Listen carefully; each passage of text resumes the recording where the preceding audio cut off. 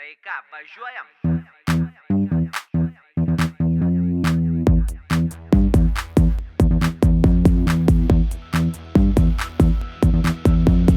Aktoriai.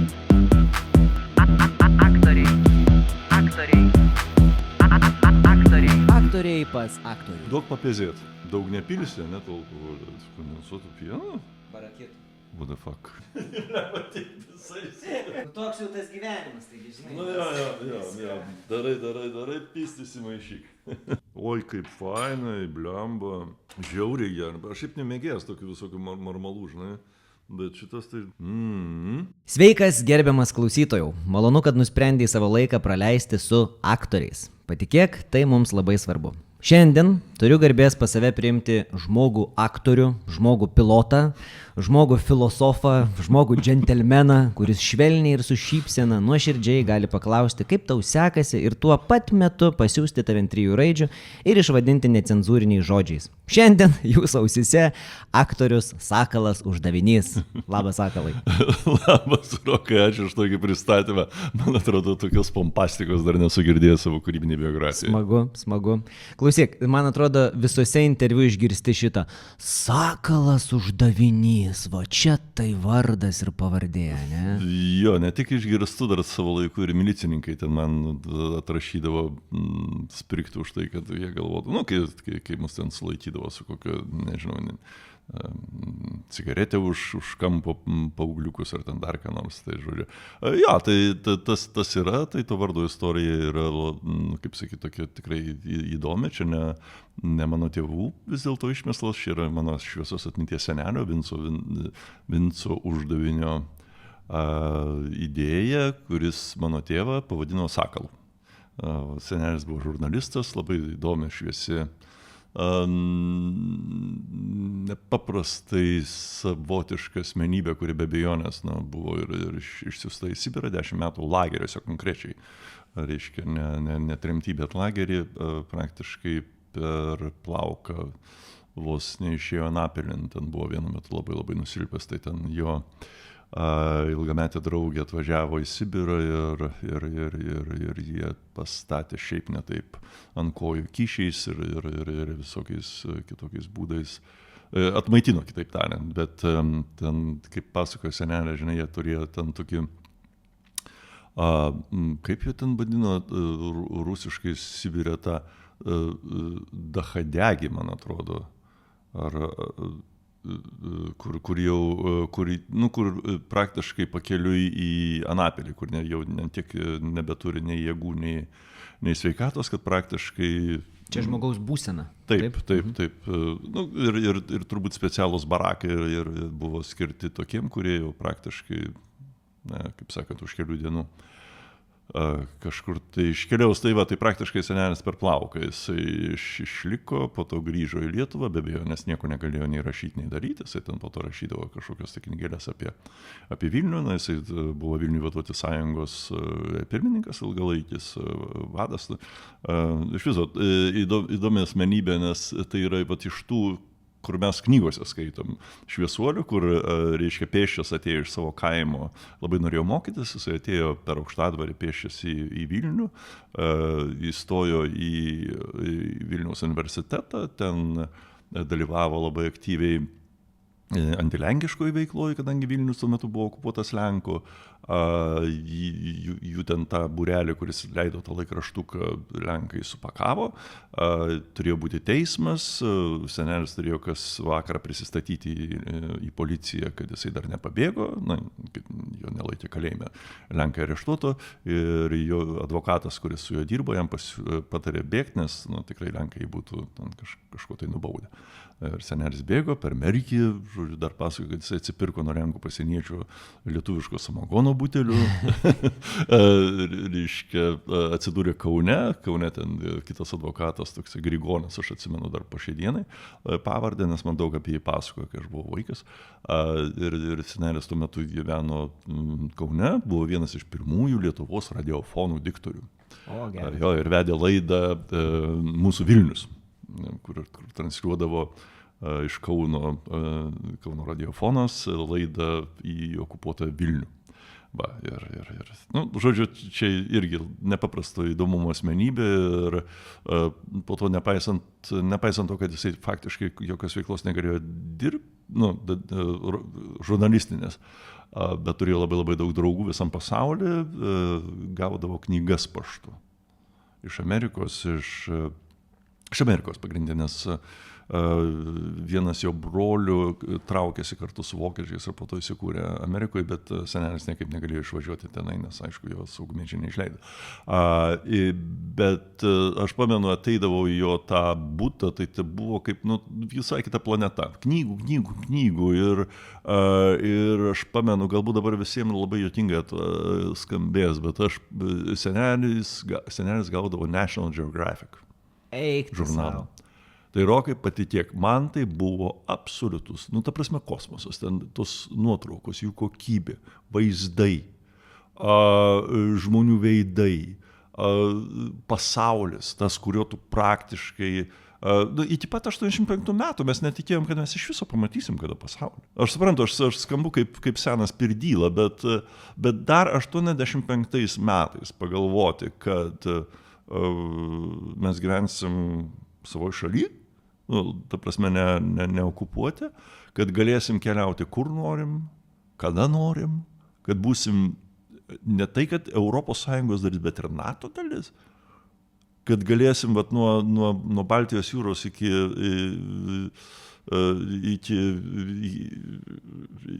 Portugalijos, ten iki Atlanto vandenyno savo tiesiog užsimanė važiuoti.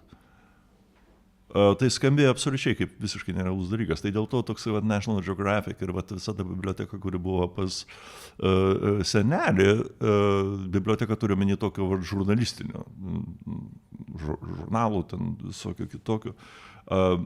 Man buvo tiesiog Marsas. Bet čia tau turėjo tuo metu būti atradimas. Absoliučiai. Pamatai tiesiog kitą pasaulį. Visiškai. Aš puikiai atsimenu, kai dar vaikas, aš pas senelį buvo tokie žiūronai, kur stereo vaizdą daro. Stereo? Taip. Reiškia, tu prisikižvai tos žiūronus, tokia kaip tie 3D. Jo, 3D. Ir ten būdavo visokios nuotraukos iš Afrikos, reiškia, savanų ir taip toliau. Ir visi tie flamingai, liūtai, drambliai ir visa kit, kad 3D. Įsivaizduok, vaikui, kur mūsų vaikystėje visa egzotika buvo, ten nežinau. Mediniai žaislai prikalti prie lubų. Praktiškai jo, kaip sakyt, kur nėra spalvų, viskasgi buvo pilka, tamsu, viskas buvo grubiai padaryta, dizainas tragiškas, žodžiu, visame kame pabrėžiamas tas, kad tu esi mėšlo krūva. Tai jeigu dabartinis jaunimas žiūri, pavyzdžiui, nespalvotas nuotraukas arba nespalvotus filmuotą medžiagą nespalvotą, tai maždaug taip ir buvo, ne? Baisiau, nes dabar filmuota, kad ir nespalvota medžiaga ar fotografija, jinai turi mintį. O tuo metu tos minties nebuvo, tai buvo ideologija. Tai buvo ideologija, demagogija, kurios tu kategoriškai negalėjai priimti, nes jeigu tu ją priimi, tu esi, viskas, dalis tos sistemos. Jeigu tu ją neįgyji, tu esi nuolatiniam neįgymo, kaip sakyti, tokiam drive. Ir pats puikiai žinai, kad neįgymas, net teisingo dalyko, tarkim, reiškia, jisai nieko gero neduoda. Neįgymas stabdo žmogus. Ir kai vienintelis būdas egzistuoti tam suvietinė buvo neįgymas, tu įsivaizduok, kokia buvo atmosfera, kokia buvo filosofija, koks buvo požiūris į gyvenimą, į žmogų, į patį save, į meną galų gale, į tai, ką tu darai. Nuolatinis cinizmas, nuolatinis neįgymas. Tai gal aš per daug truputėlį, nukrypstu į kažkokius tai prisiminimus ar dar ką nors, bet pavyzdžiui, bet man tas milžiniškas skirtumas tarp to, kaip mano gyvenimas prasidėjo, sakykime, ir vystėsi, ir to, kas vyksta dabar, tai yra nesulyginami dalykai. Ir be abejonės aš nuolat prisimenu ir savo senelį ir močiutę, kurie realiai patyrė tai, ko mes, net aš, įsivaizduoti negalim, supranti, kaip badas, tarkim. Kalbant apie mano tėvus, reiškia, aš pamenu, kai aš buvau kaip jau ir studentas, ir jaunas artistas, kai aš skambinau namo, reiškia, jie klausdavo, ką valgiai. Sakau, koks skirtumas, ką valgiau, nežinau, tai ką man pasakotų, varškiečius, blynus ar ten dar kažką. Tai, ir tik tai po to aš suvokiau, kad ir mano tėvų namuose visada būdavo beprotiškas kiekis maisto. Nerealus kiekis maisto. Net kai tada, net sovietinė, kai jo nebuvo tiek jau gausiai, bet maisto ten buvo visada perteklius faktiškai. Kaupdavo. Jo, ir tu suvoki tą tik tai tada, kai tu supranti, kad tai yra žmonės, kurie realiai patyrė badą. Realiai. Ir tas kerta per esminius dalykus, per pasąmoninius reikalus, kurio tu neišgydysi jokiam terapijom. Čia kaip tas mūsų gyvulinis instinktas gerąją prasme, aš turiu omeny. Jisai tikrai palieka tokius pėdsakus, kurių tu sąmoningai galbūt net nesuvoki. Ir kita istorija, jeigu jau čia pasakojam istorijas, mano, reiškia, tėvas, dėja jau šviesios atminties, bet mano teta, jo sesuo, kuriai dabar 93 metai, ir jinai šviesaus proto. Ir man daug ir tėvas, ir teta yra, teta mano krikštamotė, tai kažkaip jinai mane visą laiką taip auklėdavo. Reiškia, kai seneliai išvežė į Sibirą, 2 vaikai liko dviese. Vieni Vilniui. Visiškai. Tautos priešo, kaip sakyti, liaudės priešo vaikai, niekas jais rūpintis negalėjo. Reiškia, nes močiutė, mano močiutė, kurios aš nemačiau, jinai mirė labai anksti, tik prasidėjus karui, plaučių uždegimu 41 metais. Tai praktiškai, reiškia, 2 paaugliai, man atrodo, tėvui buvo 11 metų, tetai 13 metų. Liko vieni, 45 metais. Oho. Jo, ir jie išgyveno taip, kad viena iš senelio, reiškia, draugių, kolegių, ar kaip, reiškia, padovanojo jam ožką. Ožkytę, kurią jie laikė palėpėje Vilniaus senamiesty. Mūsų butas buvo priešais Aušros vartus, priešais Teresės bažnyčią. Ir vaikai tenai laikė ožką palėpėje. Vasarą, ten pavasarį vesdavo ją ganytis, šalia į markučius, visą kitką, bet praktiškai ta ožkytė padėjo 2 paaugliam vaikam išgyventi ne 1 metus. Bet tokie laikai buvo. Filmo vertais. Jo, tai ir kaip sakyt, kai aš, tarkim, lyginu ten savo vargšę sovietinę vaikystę ar ten paauglystę, tai palygint su tai žmonėm, mes esam visiški infantilai, sakykim taip. Va. Aš nesakau, žinai, kad ten kiekvienas turi praeiti ugnį vandenį ir tokius ekstrymus, bet tiesiog, kai tu žvelgi tuos žmonės į tą literatūrą, į tą kartą, galbūt netgi, kas čia jaunesni, žinai, galbūt klauso ir žvengia iš savo tėvų, reikia turėti omeny, kad tai yra žmonės, kurie praėję tokius dalykus, kurių dabar net nesusapnuosiu. Ir tikrai aš prisimenu savo gyvenimą sovietinę, Rokai, patikėk, man atrodo kaip siūras. Ta prasme, kaip kažkoks filmas, kurį aš mačiau. Prisimink vaikystę. Tu gimei Vilniui, augai visą laiką. Tu Vilnietis. Taip, aš Vilnietis trečios kartos, kaip sakai. Kokia vaikystė tavo buvo? Pirmas etapas, pavyzdžiui, iki mokyklos, ką tu atsimeni? Oi, labai gera. Tikrai yra puikiai, mane labai, kaip sakyt, saugojo turbūt nuo visų blogių, nesmagia.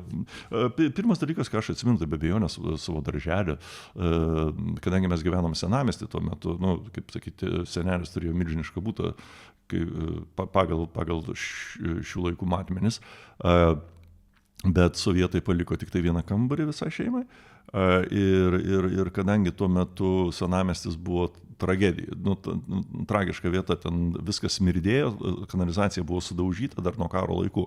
Žodžiu, ten pastojo tokia smarvė, kai buvo, ten oro kokybė buvo tragiška. Tai tėvai mane siuntė į darželį, kuris buvo Baltupiuose. Tuo metu tai buvo iš viso, kaip mes sakom, kalabybiškės, reiškia. Tai dabar čia kitas Vilnius galas. Taip, o tuo metu ten buvo turistinė bazė. į kurią važiuoti reikėdavo atskirų autobusų. Tai, žodžiu, mane tėvai kiekvieną rytą, įsivaizduok, reiškia, prieš darbą, tai aš dėl to ir įpratęs keltis žiauriai anksti, nes prie aušros vartų mes gyvenam, tai keldavo mane ten 5:30 ar kada, mes autobusu važiuodavom iki, reiškia, tuo metu tai buvo Tėvynės kino teatras vadinamasis, dabar tas kaip jisai dabar vadinasi, New Yorkas buvęs? Jo. Legendos. Legendos. Reiškia, ir ten buvo transporto žiedas, kur, reiškia, miesto autobusas buvo paskutinė stotelė, o nuo tos stotelės važiuodavo kitas autobusas. Ten buvo paskutinė stotelė? Taip. Ir kitas autobusas važiuodavo į Baltupius. Į tą turistinę bazę. Ir ten buvo darželis, jisai po šiai dienai, man atrodo, yra, aš ne per seniausiai esu ten nukeliavęs įdomumo dėliai. Ir jis buvo vidury miškų. Tai gal kur ta sanatorija? Gali būt. Tikrai, kuris laikas aš jau ten, kaip sakyti, seniai nukeliavau, bet tai va, mano vaikystė, kaip sakyti, vienas iš tokių dalykų, ką aš tikrai ryškiai prisimenu, tai būtent darželis, kaip mes ten duodavomės po miškus, o mus ten paleisdavo auklėtojos, o taip nuo lenciūgo, kas šiais laikais būtų visiškai neįsivaizduoti. Lauko darželis. Jo. Tai mes kaip, reiškia, mus į lauką išvesdavom, mes kaip išeidavom į mišką, tai po to, reiškia, auklėtoje ten rėkdavo pietus ar ten dar ką nors, žodžiu, kad suvaryt mus atgal ir ten niekam per daug galvos neskaudėjo, kur mes nugrybavom, ką mes ten veikėm, mes žaidėm, aišku, karą, mes žaidėm, reiškia, rusus ir vokiečius ir kadangi darželis buvo miksas, ten buvo rusų grupės ir lietuvių grupės. Kaip būtų keista, nepaisant, kaip sakyti, dar tuo metu mes ten tų politinių angažmentų neturėjom, bet mes rusais taip, labai mūsų santykiai buvo tokie neprūdais draugiški, nežinau net kodėl, matyt vaikiški tokie dalykai, tai mes ten su jais ir mėtydavomės ir smėlio bombom ir visokiais kitokiais velniais, o kai nesipykdavom, tai aišku, jie žaisdavo rusus, o mes būdavom tie blogiečiai vokiečiai. Bet ten turėdavom savo bunkerių, štabus, reiškia, ten, kaip sakyt, visa vaikiška respublika ten egzistavo, daug dievė. O buvo kokių nors traumų iš darželio? Daug kas atsimena darželį kaip kažkokį baisų dalyką. Emocinių ar fizinių? Emocinių. Ne, kažkaip aš labai mėgdavau komunikuoti su žmonėm, reiškia, būdamas vaikas, po to tas išnyko. Gal daugiau traumų aš patyręs mokykloje, negu kad darželė, bet darželis ten toks, pankų lizdas buvo faktiškai. Darželis pankų lizdas. Jo, tikrai mes ten gerai nučiuožę buvom ir tikrai aš prisimenu tuos miškus ir taip toliau, tai dabar pagalvoju, būtų neįsivaizduotina. Reiškia, įsivaizduok, kaip sakyti, jokių tvorų, nieko, ten vaikai išeina į mišką, nieks nežino nei kur jie, nei ką jie, supranti, pietum grįžta, pavalgom, pamiegam, supranti, ir keliaujam. 3 negrįžo šiandien. Nežinau, kažkaip dar skaičiuoti nemokėjau, žinai, tais laikais, bet kažkaip nepamenu, kad būtų. Mokykla, kaip prasidėjo, ką atsimeni iš mokyklos? Nebereikėdavo taip toli važiuoti. Ne, sąlyginai, reiškia, kai man buvo 6, tėvai persikėlė į Žirmūnus, kas buvo visiškai egzotika, tais laikais, reiškia, šiltas vanduo, tualetas, normalus Žirmūnų mikrorajonas, tai ten visiškai Amerika atrodė. Bet aš kažkodėl tai atsidūriau Salomėjos Nėries mokykloje. Ir tai buvo gan toks keistas periodas, nes Salomėjos Nėries mokykla tuo metu buvo tokia kaip ir elitinė. Elitinė reiškia, kad ten mokėsi daugiau, reiškia, visų partijos oficiozų, visokie, reiškia, tos lietuviškos partinės grietinėlės, plus, reiškia, rašytojų, kompozitorių, Atžalos, neminėsiu pavardėm, bet, žodžiu, ten buvo tokia įdomi kompanija, bet kaip visada mokyklose ten hierarchija buvo milžiniška ir manau, kad mokytojų vertinimai jie buvo adekvatus ir aš, kai nepriklausantis tom elitom, tai truputėlį, vėlgi aš negaliu būti objektyvus, gal man tik tai taip atrodė, bet biškelį mane dubasino lietuviškai šnekant. Mokytojai? Manau, kad taip, nes, reiškia, ir po 8 klasės aš išėjau į 31 vidurinę dabartinę Tuskulėnų mokyklą. Buvo kaip buvo, bet turbūt jeigu aš nebūčiau išėjęs iš ten, perėjęs į kitą, Aš turbūt nebūčiau šiandien, nebūtume mes kartu sėdėję, tikrai aš turbūt būčiau nuėjęs kitais profesiniais keliais, nes man buvo tikinama, kad aš nelabai kam tikėsiu. Ten aš atsimenu, aš labai norėdavau dalyvauti spektakliuose, bet mane pastoviai pastatydavo 6 grybų 5 eilėje antram sąstate, o perėjus į Tuskulėnų, kažkaip, ten gal ta mokykla jinai tokia specifinė dėl to, kad jau tuo metu ten buvo tokia sustiprinta dailė. Aš aišku dailės nesimokiau, bet ta aura, matyti, jinai vis tiek turėjo savo kažkokią tai debesį. Ir aš ten tapau skaitovu. Tai mokytoja Adomavičienė, kuri dar po šiai dienai, ačiū Dievui, su mumis. Gal, tik, kaip sakyti, dabar iš šitos pozicijos aš turbūt labai su daug ko nesutikčiau, ką bet kuris literatūros mokytojas akcentuoja ir taip toliau, bet tuo metu tai buvo taip, aš buvau labai kietas skaitovas, bet ta blogąja prasme, žinai, su visom intonacijom, su pelėsiais ir kerpe. Nu, kaip moko, taip. Jo, nu ką darysi, žinai, kaip sakyti, yra kaip yra. Tai galbūt aš čia biški greituoju būdu peršokau tą visą mokyklą. Aš žinau, nes tu šiandien paskaitas turi, tai skubi. Ne, tikrai ne dėl to, ir tos paskaitos irgi toks keistas daiktas, aš ten atsidūriau visiškai netikėtai. Nenuklysk, dar prieisi. Tai mokykla taip, be abejonės, kaip ir turbūt kiekvienam, tai nuolatinių traumų, nuolatinių depresijų, nuolatinių savigraužų lizdas ir ką tik tai nori, bet aš maniau, kad bet kuri mokykla, bet kurioje šalyje, bet kuriam krašte remiasi tokia pačia mechanika. Galų gale, mokyklos paskirtis yra kitokia negu kad kūrybinės, tarkim, mokyklos. Bet, žinai, dabar labai apie patyčias šnekama ir daug šnekama ir ačiū Dievui, kad apie tai šnekama. Tu buvai iš kurių tyčiojasi? Gal ne taip, kad labai atvirų tekstų tyčiojasi. Aš tą galbūt daugiau pats priimdavau, tai išdidindavau tai, kas vykdavo aplinkui. Bet, tarkim, kai aš mokiausi Salomėjos Nėries mokykloje, be abejonės, aš neturėjau tokių dalykų, ką turėjo grietinėlės vaikai, ten kaip kramtoma guma, ar ten kažkokie tai visokie nieknekiai, žaisliukai, užsieniniai ir taip toliau. Aš ilgą laiką turėjau vienintelės kelnes. Neperdedu. Tikrai vienintelės kelnes, su kuriam aš eidavau ir į mokyklą, ir visur kitur, kur tik tai buvo įmanoma. Kaip sakyti, tas skurdas, tuo metu buvo dalis turbūt bet kieno gyvenimo. Bet vaikui tas labai įstringa. Ne tas žodis kaip įstringa. Ne tas žodis. Aš niekaip negaliu net išsigydyti po šiai dienai šitą. Aš turiu, nežinau, kiek ten porų džinsų, supranti, nes man matyt kompleksas yra. Perki dažnai, ja? Jo, ir kartais aš sąmoningai suvokiu, kad aš durnas, bet matyt, kaip tarkim, aišku, čia ne badas, bet matyt, moraliai vis tiek tu tiek savo įsikali tą dalyką nepilnavertiškumo, kad aš vaikštau su vienom kelnėm, o kiti turi jų bent jau 2, ar dar kažką. Tai, aš suprantu, tai yra, kaip sakyti, mitas, kurį tu pats susikūri savo galvoj, bet iki tam tikro sąmoningumo lygio turbūt mes nelabai kontroliuojam, kaip vaikai, kaip paaugliai, kas darosi mūsų smegeninėje, ir mes esam labai paveikūs neįdėmą prasme savo pačių, sakykime, mentaliniai sveikatai. Aš turbūt po šiai dienai daugybę kompleksų, kuriuos aš gavau mokykloje, šitą gydausi. Ne psichologus, ne terapijoje, bet aš manau, kad tie vaiduokliai spintose su visais skeletais ir taip toliau, jų yra tikrai daug, jų yra ne vienas. Galbūt tai yra menininko dalis, aš nežinau. Ne aš linkęs tą romantizuoti, nei dramatizuoti. Aš manau, kad kiekvienas žmogus turi savo spintą su savais skyreliais ir stalčiukais, kur gyvena visokie gyvūnai ir vaiduokliukai.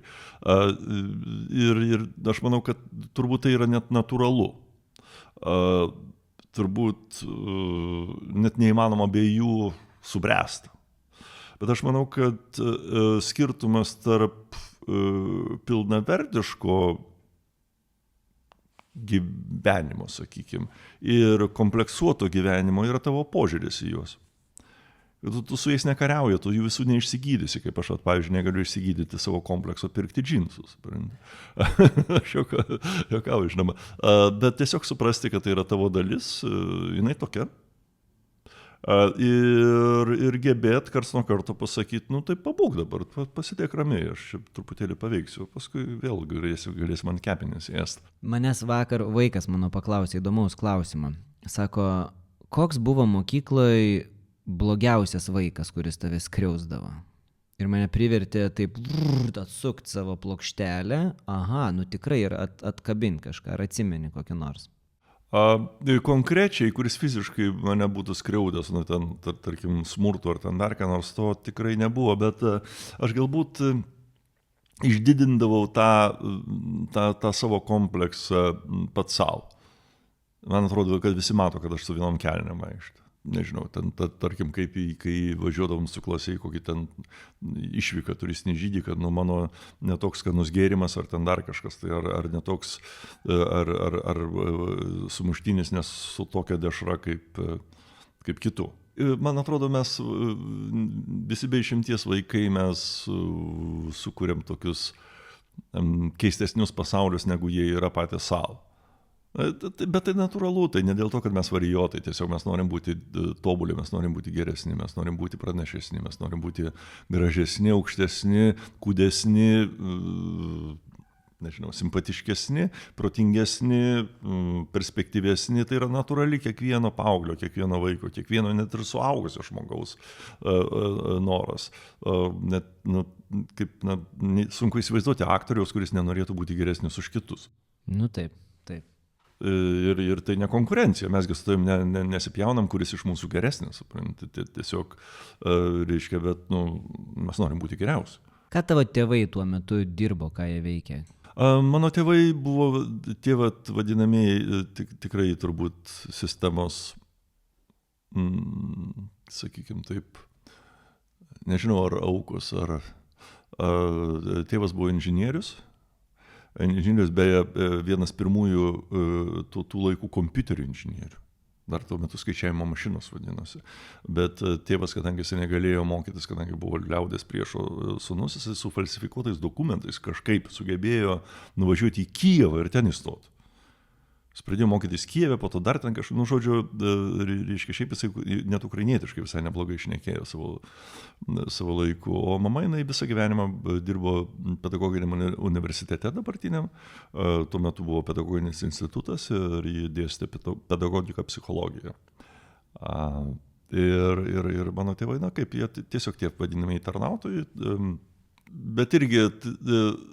Kai aš prisimenu savo mamą, tai man toks vaizdas, kad ne visą laiką laukia, kada kas nors ateis ir ją suims. Kodėl? Todėl.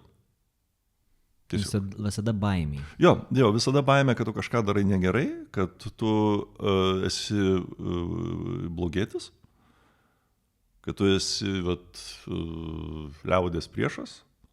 Nebuvo jie nei komunistais, nei veikėjais, nei ką, bet tas nuolatinis kompleksas, aš jį puikiai atsimenu, aš jį dažnai prisimenu ir galvoju, Dieve, tu mano, tai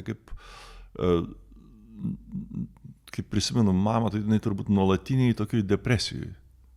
Jinai be proto, aišku, mus mylėjo, kaip ir kiekviena mama savo vaikus, atidavė absoliučiai visą savo gyvenimą, tam, kad mes kažką pasiektumėm.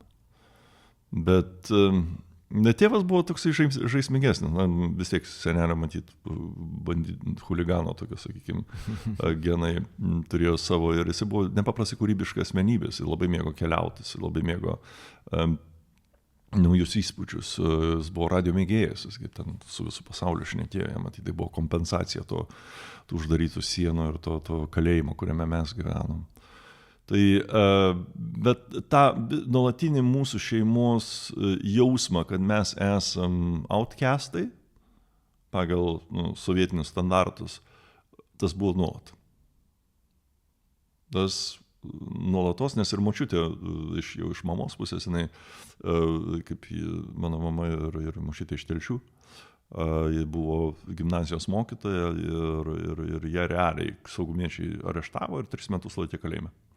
Ir aš kai sirgdavau, vaikas būdamas, aš puikiai atsimenu, močiutė ateidavo ir pasakodavo man.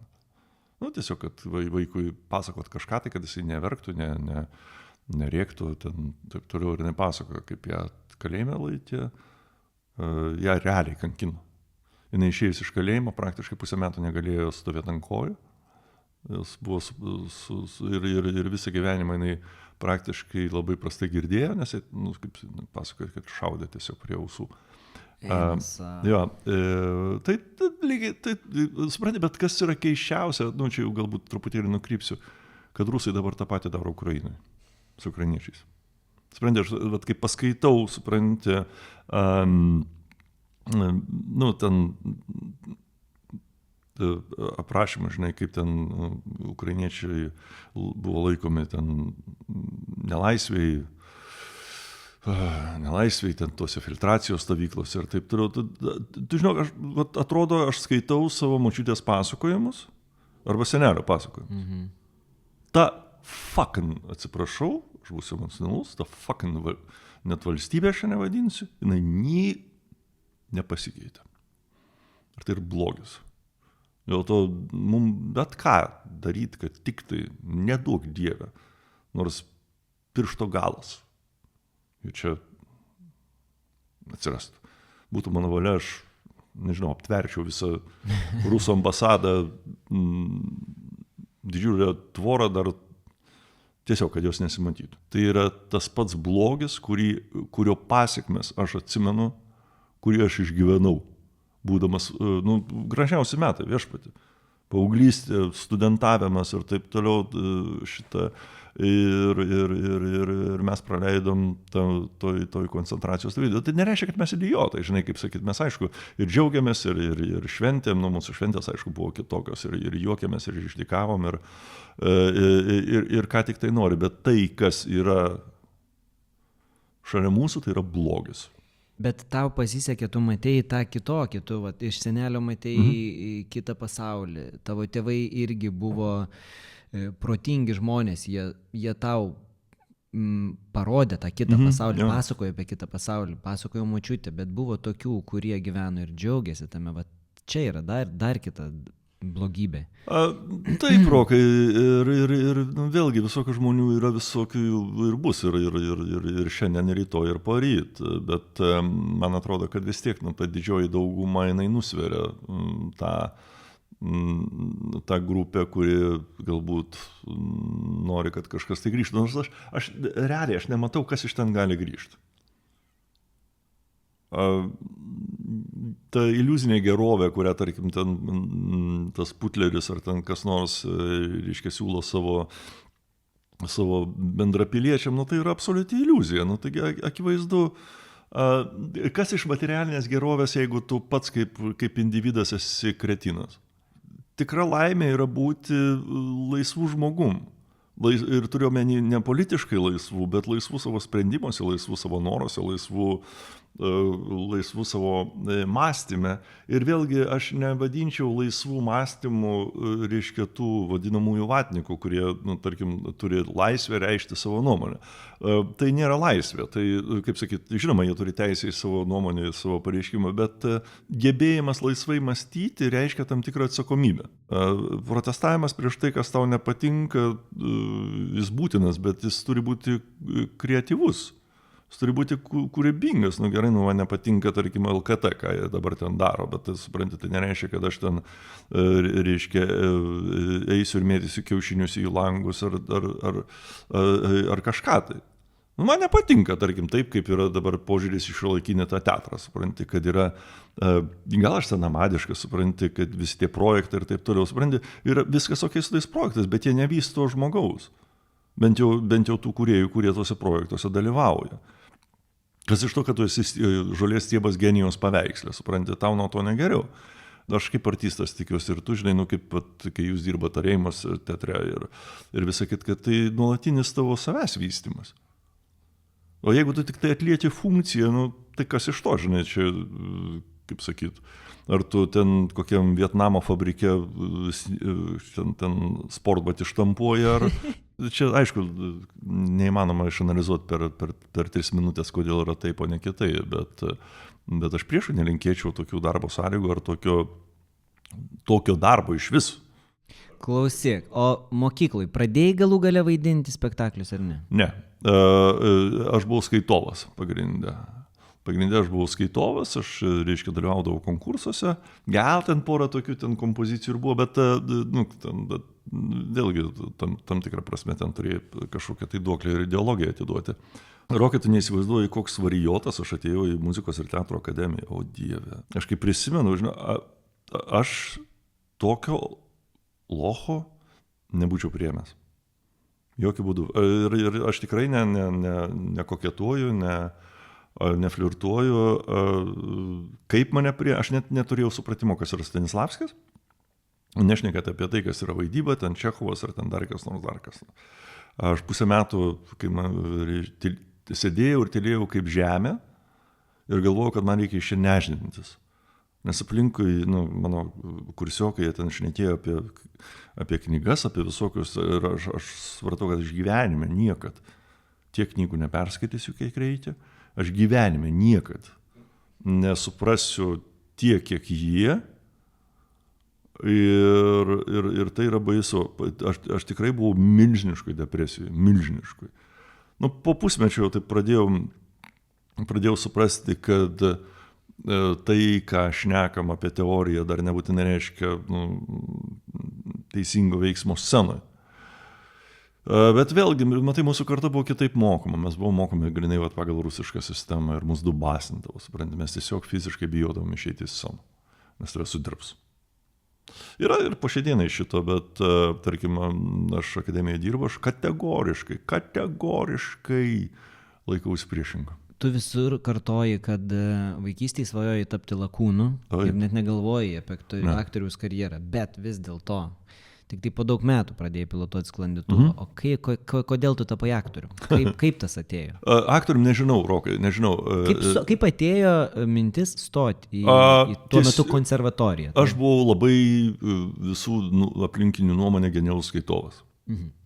Ir tiesiog natūraliai mane visi pušino, reiškia, kad aš jau turiu stoti į aktorinę. Plus tiek mano senelė šviesos atminties, tiek mano tėvai to labai norėjo. Tuo metu senelis dar buvo gyvas. Taip. Senelis išėjo napirin, jeigu aš neklystu, 83 metais.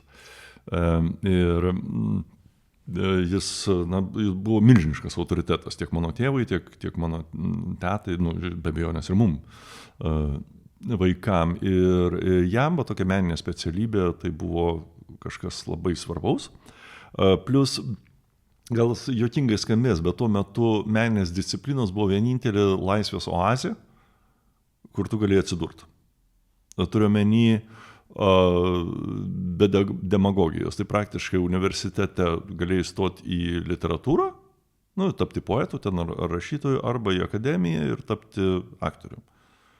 Ir tada saugumiečiai ten, kaip sakyti, jie tave kontroliuodavo, bet, kaip sakyti, jie niekada negalėdavo atskirti, kur yra tavo Ezopo kalba, kurią mes vystėm ir kurios, reiškia, gyvas klasikas yra Juozas Erlickas.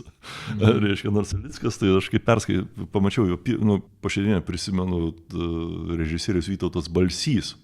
Man davė pirmąją Erlicko knygą, tai buvo pirmoji knyga, ta serija, kuri po šiandieną yra. Aš galvojau, tai neįmanoma. Tai absoliučiai neįmanoma, kad Sovietinė būtų išleista tokia knyga. Bet, kaip sakyti, dabar mes aišku ne apie tą, aš tik tai turiu omeny, kad šitos dvi disciplinos, jos buvo vienintelės oazės, kur saugumiečiai turėjo tokią, nesuprato jie nesuprasdavo what the fuck. Ir tarkim, vienas mano fainiausių periodų gyvenime Kauno Dramteatrį, kur aš nuėjau iš karto po baigimo akademijos 84 metais ir ten dirbau 8 metus. Buvau, sakykim taip. Reiškia, tai kaip teatruose sukdavo aplink šitą cenzūrą, tai buvo kažkas virtuoziško. Mes ten susukdavom, kaip sakyt, spektaklius, kur akivaizdžiai antitarybiniai, bet saugumiečiai negalėdavo prisiknist. Šviesios atminties aktoriai puikus, tuometiniai, jie ten virtuozai būdavo. Bet kaip tu manai, kai tu turi prieš ką maištauti, kai tu turi prieš ką maištauti, ar tai yra tikroji kūryba? Aš manau, kad tikroji kūryba visada maištauja prieš kažką. Tai gali būti, kad ir toks pokvailis maištas, bet menininkas jisai negali būti konformistas, jisai visada turi eiti prieš sistemą. Tai nereiškia, kad mes turim būti leftistai. Tarkim, supranti, mūdu su tavim, žinai, nes man atrodo, kaip vakaruose dauguma menininkų yra leftistai, supranti, bet mum į kepenės ant tiek tie komunistai yra įsodinę ampulę, supranti, kad man atrodo pas mus menininkas, mūsųse sunkiai gali būti leftistų. Šitą gal mes tokie, net nežinau, kaip mus pavadinti, supranti, bet tarkim, aš Kanadoje praleidau nemažai laiko, tai tarkim, geriausias teatras yra Kvebeko provincijoje, Monrealė, prancūzakalbė, iš vis rytiniai Kanadoje. Bet būtent todėl tas teatras yra geras, kad prancūzakalbiai jie jaučiasi ujami.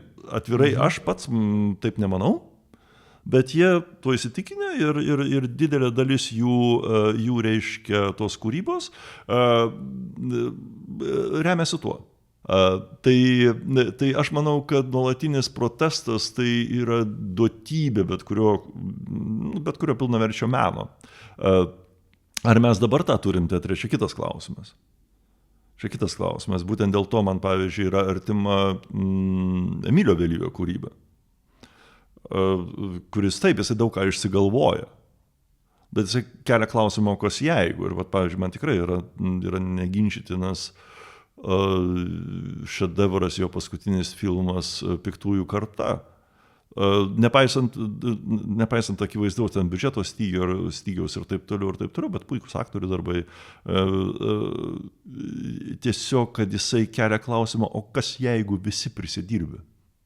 O kas jeigu kiekvienas iš mūsų mes turim kažką, ko anaip tol nenorim, net kad išlystų bent jau kažkokio tai net šešėlių. Grįžtant į tą sovietiną, taip, ten reikia išgyventi ir kai kada, galbūt tai, kas atrodo nekalta, bet... Kaip sakant, kas nebuvo pavogęs grūdų maišo tais laikais? Apie ką šneka, žinai, ar ten beigelio, ar kai legalios vagystės kultūra, jinai buvo labai gai. Bet jinai buvo teisėta, kaip sakyti, aš vagiu ne iš žmonių, aš vagiu iš priešų. Kas teisus, kas neteisus, kas gali aiškinti, kad reiškia, kažkieno tai aky krislas, o mano aky ten to rasto nėra. Čia yra klausimai. Ir mene, kuo man įdomi mūsų profesija, supranti, kad mes ne mokslininkai, mums nereikia pateikti atsakymų. Mums reikia užduoti klausimus. Net jeigu tie klausimai kažką ir nervuoja. Jeigu jau priėjom prie profesijos, aš tau noriu užduoti tokius kelis blitz klausimus, į kuriuos atsakytum trumpai keliais žodžiais ir greitai. Pasiruošęs? Taip. Kas yra geras režisierius? Kuris mąsto kartu su tavim. Kas yra geras scenos partneris? Kuriuo gali 100% pasitikėti ir jame išsitirpdyti. Kas yra gera pjesė? Kuris skatina tavo fantaziją ir atliepia tavo nuojautas. Kas yra geras žiūrovas? Kuris seka tavo mintis scenoje. Ar lengva vaidinti meilės scenas? Priklausoma nuo to, kaip tu supranti meilę. Jeigu meilę supranti kaip savanaudišką aktą, tuomet ne.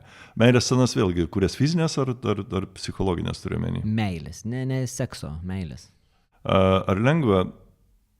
Lengva, nes tai yra mumise, kaip tiek išlikimo instinktais, tiek aukštos meilės instinktais ir tai reikia tik tai pajungti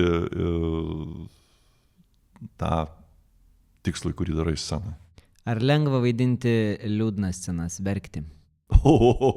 Labai lengva, bet labai lengva ant to apsigauti ir užsikaifuoti, kad tu kažką tai reiški.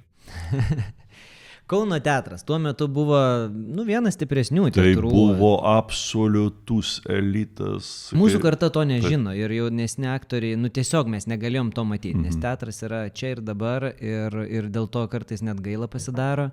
Bet ne tik teatras, ir laikmetis tuo metu buvo ypatingas. Jau artėjo Lietuvos aušra.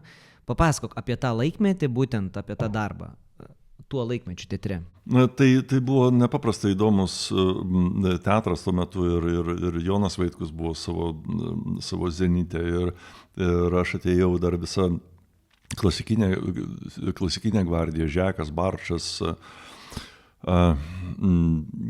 ir tas tokio brandaus jaunimo, sakykime, Onaitytė, Valentinas Masalskis, Remigijus Sabulis, jie buvo savo žydėjime.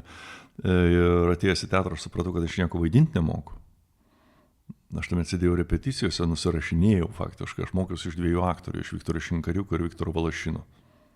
Tai mano 2 mokytojai, kurie apie tai net nežino. Tai buvo teatras, kuris visą laiką buvo konflikte su visom valdžiom ir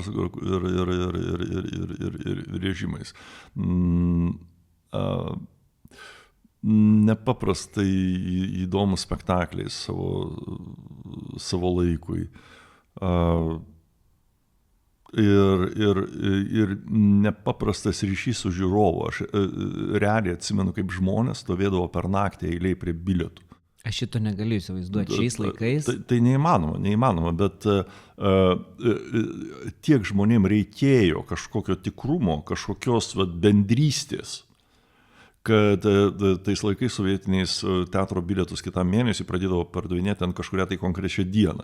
Wow. Tai reiškia tiesiog per naktį atsistodavo į eilę žmonės, kad gauti bilietus į spektaklius. Tai aš manau, kad jau vien tik tai tas faktas turbūt pasako, koks tai buvo teatras. Tai buvo visuose teatruose, tiesą pasakius. Ten galbūt Vilniuje mažiau, nes jų daugiau ten teatro. Kaune buvo vienas Kauno Dramteatris, ten neskaitant, tarkim, Pantomimos teatro, Rubinovo teatro, bet vis tiek tai buvo flagmanas, tai buvo miesto faktiškai centras. Ir kaip tai buvo, galbūt aš irgi buvau ekstremalas, jaunas, labai daug norintis ir įžūlus ir kas tik tai nori, bet tai tikrai yra vienas įdomiausių turbūt epizodų mano gyvenime. Aš ten tiek daug išmokau, aš ten tiek daug, aišku, nesąmonę irgi pridirbau ir ko tik tai nori. Kokių nesąmonę? Ką? Kokių nesąmonę? Na, galbūt mes pernelyg mėgavomės alkoholiu ir tais pseudomeniniais reikalais. Bet vėlgi, kaip sakant, tu parodyk, tu man tobulą menininką. Jis egzistuoti negali. Jis faktiškai tobulas menininkas, kuo daugiau klaidų ir nesąmonių pridirba, tuo jis, sakykime, tobulesnis tampa, jeigu tai jo nesunaikina. O tau nebuvo keista tikram Vilniečiui išvažiuoti į Kauną? Keista. Jeigu atvirai, tai aš niekada prie Kauno taip ir nepripratau, tai vis tiek yra labai skirtingas miestas nuo Vilniaus su savo, reiškia, tą humanitarinę pakraipą. Bet Kauną po kalantos, supranti, tiesiog, sakykime, taip iškastravo, nebijokim to žodžio, tai panaikino bet kokį humanitarinį pėdsaką. Paliko tik tai Kūno kultūros institutą, KPI, dabartinį Kauno technikos universitetą ir dar kažką tai. Reiškia, visas humanitarinis dalykas buvo tiesiog išpjautas, kad šitie rūpužės daugiau nesugalvotų, ką nors daryti. Teatras tiesiog buvo tokia, net ne sala, sakyčiau, o toks kažkoks švyturys, į kurį žmonės pakėlę galvas galėjo truputėlį nusipurtyti ir patikėti, kad dar ne viskas baigta. Tai jo, ir medžiagos, kurias statėm, ir aišku, ten būdavo ir nesąmonių, bet, tarkim, aš prisimenu vieną spektaklį, kuris buvo statytas apie Leniną. Juozas Budraitis vaidino Leniną, be jokio grimo. Tai buvo tokia antisovietščina. Mes su balalaikom dainavom Čestuškas, reiškia, kupletus. O monstras toksai, reiškia, lėlė, ten buvo 4 metrų. Reiškia, rėkė lozungus, мы за партией пойдем прямо на край света, ten дайте кожанку наган и всю власть советам. Reiškia, kas rusiškai nesupranta, tai maždaug mes paskui partiją eisime iki galo, duokite tik tai revolverį ir kažuchą ir visą valdžią tarybom. Žodžiu, ir saugumiečiai negalėjo lietuviškai šnekant, nes viskas buvo pagal tiesiog raidė į raidę. Dramaturgo, kuris buvo oficialiai pripažintas galintis rašyti pjesės apie Leniną. O tai buvo tokia antitarybė, košmaras tiesiog. Aš prisimenu tą spektaklį, vadinosi Mėlyni žirgai raudonoje pievoje. Tai labiau antitarybinės medžiagos aš nesu matęs. Po to su kitų spektakliu Vaitkaus Golgota mes išvažiavome į Maskvą rodyti spektaklį, tai maskvėnai pakraupo. Net tuo metu, kaip sakyt, ir Maskvoje ten buvo stipri opozicija tam sovietinai ir taip toliau, bet jie sakė, klausykit, hebra, gal ne taip, nes mes ten tokiu matu keikėmės, kad nėra krūtų. O nebaisu buvo? Baisu. Baisu, aš puikiai prisimenu, Rokai, kai aš pirmą kartą įsisekiau Trispalvę. Tai buvo Panevėžy per mūsų gastrolės. Ir mes su Arvydu Lebeliūnu, mano kursioku ir kolega, suprantate, įsisegę Trispalvės tos tokius blynų ženkliukai, tokie tragiškos kokybės, atsimenu, buvo. Išėjom į gatvę Panevėžy. Prieš spektaklį, prieš repeticiją.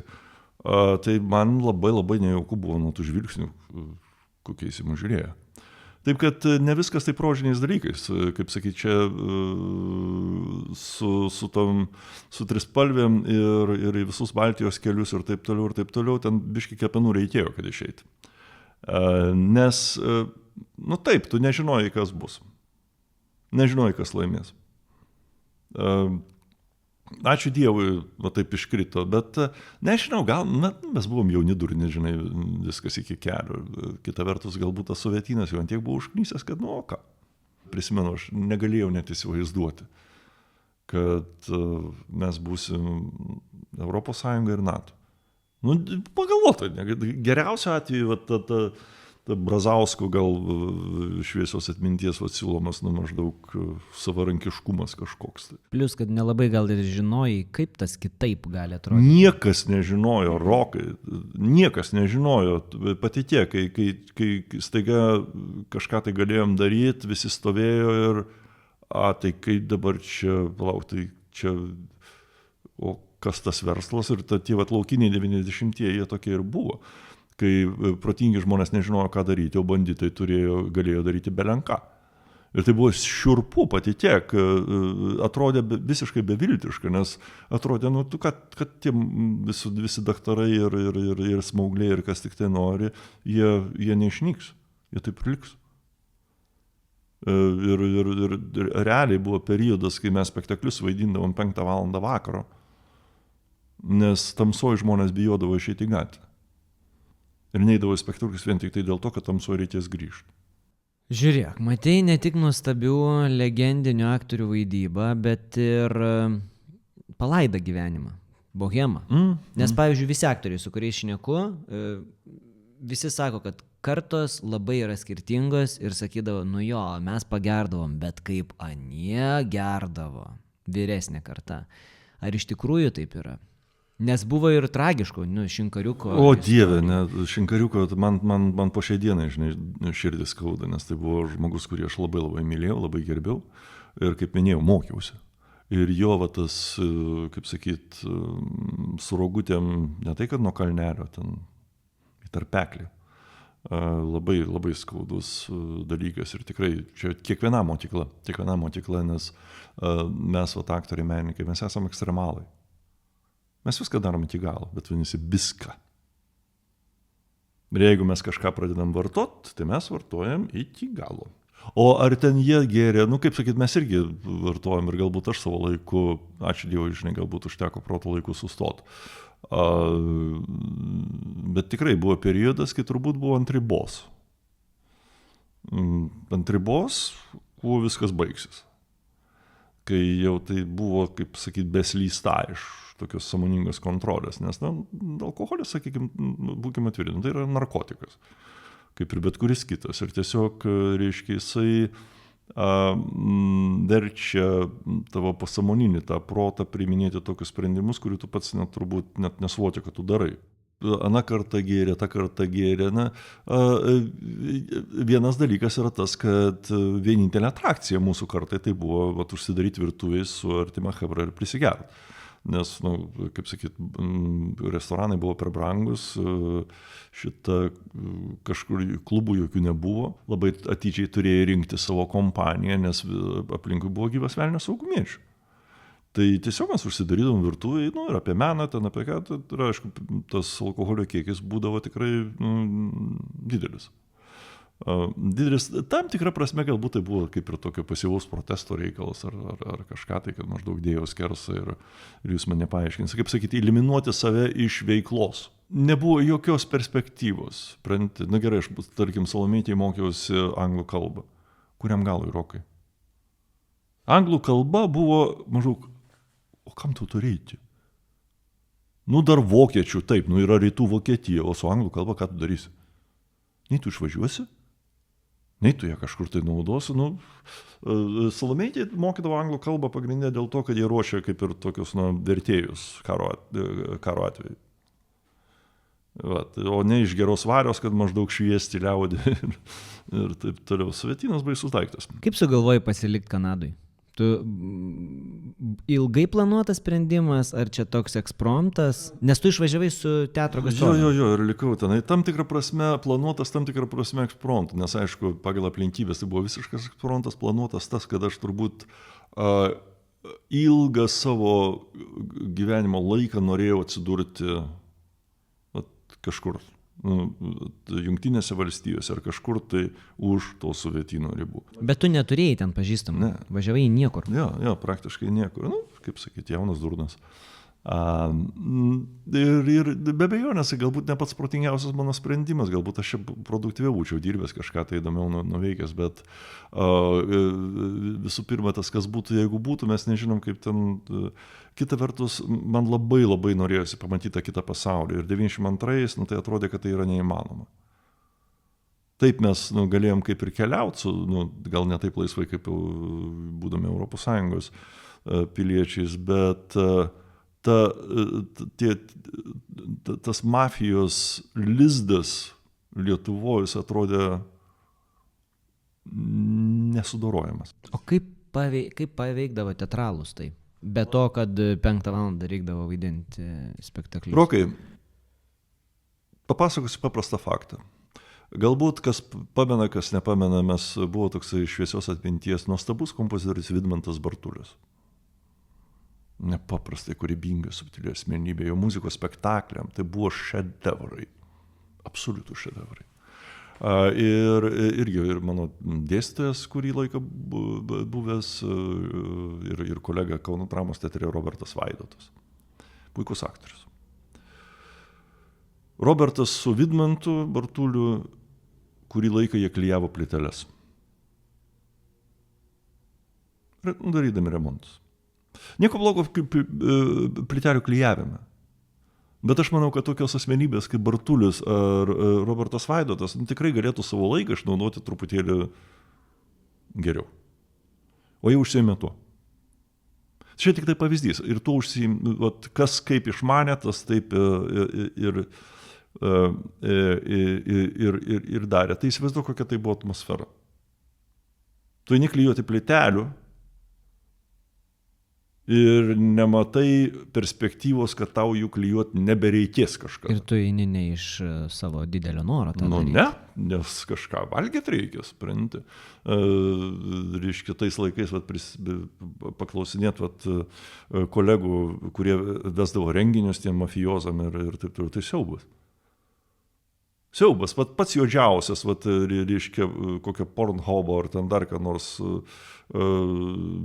briedas, kurį ten gali pasižiūrėti ir pažvengti ir išsiųsti ten draugui kaip bajerį, tai buvo realu. Tai tokie buvo tie laukiniai 90-ieji, toks ir buvo teatras. Kaip, sakyt, ne Pornhubo teatras, bet, reiškia, aš turiu omeny atmosferą. Teatras jautėsi visiškai nereikalingas, žmonės neįdavo, nėjo. Galų gale mes irgi buvom tam tikram tranzite. Mes čia Ezopo kalba, reiškia, durstydavom saugumiečius ir taip toliau, ir staiga to daryti nebereikė. O ką man daryti? Kokią medžiagą statyti? Žodžiu, tai tikrai, aš manau, laikas, kuris vertas tikrai ne vienos knygos ir ne vieno filmo. Manau, kad eventualiai tai ir bus padaryta, bet aš nežinau, ar tai atsako į klausimą, supranti, kodėl aš ten trenkiausi tą Kanadą ir taip toliau. Tiesiog galbūt klausimas buvo, ar man klijuot plyteles, ar man kažką tai kitą daryti. Aš pasirinkau kitą, kaip sakyti, galbūt aš turėjau privalumą, kad aš kažkiek mokėjau anglų kalbą. Dauguma mano kartos žmonių, mano kolegų, jie visiškai ten kalba tai buvo barjeras neįveikiamas tiesiog. Ir aš puikiai atsimenu, kai mes su teatru nuvažiavome į Kanadą, Hebra prisipirko, reiškia, root beer, reiškia, limonado ir maždaug vakare darysim balių su alum, supranti. Pasirodo, kad ne. Voilà, tai čia, bet taip mes atsidūrė, kaip sakyt, Kanadoje ar vakarų Vokietijoje ar kur nors kitur, mes realiai atrodėm taip, tokie lochai. Ir ne dėl to, kad mes idiotai, ne iš blogos valios ir taip toliau, tiesiog mes tų dalykų tiesiog nematėm. Nematėt, kaip atrodo ten ginger beer, supranti, ar ten... Bet tai nereiškia, kad mes ten varijotai buvom, tiesiog. Šiaip ar taip, aš ten išmokau be proto daug fainų dalykų. Būtų mano valia, aš iš viso padaryčiau privalomų kiekvienam lietuviui išvažiuoti metam, ar bent jau pusmečių, žinai, į užsienį. Bet ne šiaip pakeliauti, o tiesiog pagyventi. Man atrodo, mes būtumėm tobula valstybė. Nustotumėm varyti ant savęs, mes suprastumėm, kad mes ne kažkokie tai lochai, o tiesiog normali maža valstybė su savo pričiūdais, kaip sakyt, keistumais, su savo privalumais, su savo idiotais politikais ir protingais politikais, ir nei mes geresni, nei mes blogesni. Mes tokie. Ir ačiū Dievui, mes tokie, savotiški. Bet gyvendami tiesiog savo kaime mes to nematom. Mums atrodo, kad mes durniai, kažkokie tai debilai, kad... Mes tiesiog užsidarom savo burbulę ir neplėtė akiračio. Žinoma, ir kitose šalyse siaurina gatves ir padaro nesąmonės ir po to ten vėl skandalas. Tiesiog reikia džiaugtis, kad mes darom nesąmonės, bet galim jas įvardinti. O tu Kanadui vaikščiodavai po atrankas į filmus? Gerokai vėliau. Aš išvažiuodamas į Kanadą, aš tikrai nemeluoju, aš išvažiavau su nuostata, kaip sakyt, atsisakyti vaidybos absoliučiai. Ir kažkur tai 4 metus aš į teatro pusę net nežiūrėjau. Kloji plyteles? Įvairiai, reiškia, ir tą dariau, bet po kelių metų aš supratau, kad praktiškai, žinai, vienintelis dalykas, ką aš kažkiek dar normaliai darau, tai vaidyba. Sakykime, teatras, tai tada aš įstojau į magistratūrą, baigiau režisūrą, bet ne dėl to, kad aš noriu tapti ar būti, ar svajoju tapti režisieriumi, tiesiog su akcentu mokytis vaidybą labai toks nedėkingas biznis, nes tu labai siauram diapazone. Tai natūralus buvo, reiškia, režisūra. Ir tas turbūt mane ne tiek režisierium padarė, tiek suteikė dar vieną dimensiją požiūrio į mūsų profesiją. Tikrai. Aš visai iš kitos, kaip sakyt, barikadų pusės pamačiau, ką mes su tavim darom ir kaip tas turėtų būti daroma, tai sakyčiau, toks reikalas. O į atrankas taip, aš vaikščiau. Ir su tom atrankom, tai tiesą pasakius, ten irgi buvo labai keistų nuotykių. Visų pirma, jie mus, ir po šiai dienai, žiūri kaip į visiškai trečią rūšį padarą. Mes jiems taip ir liksim visais laikais.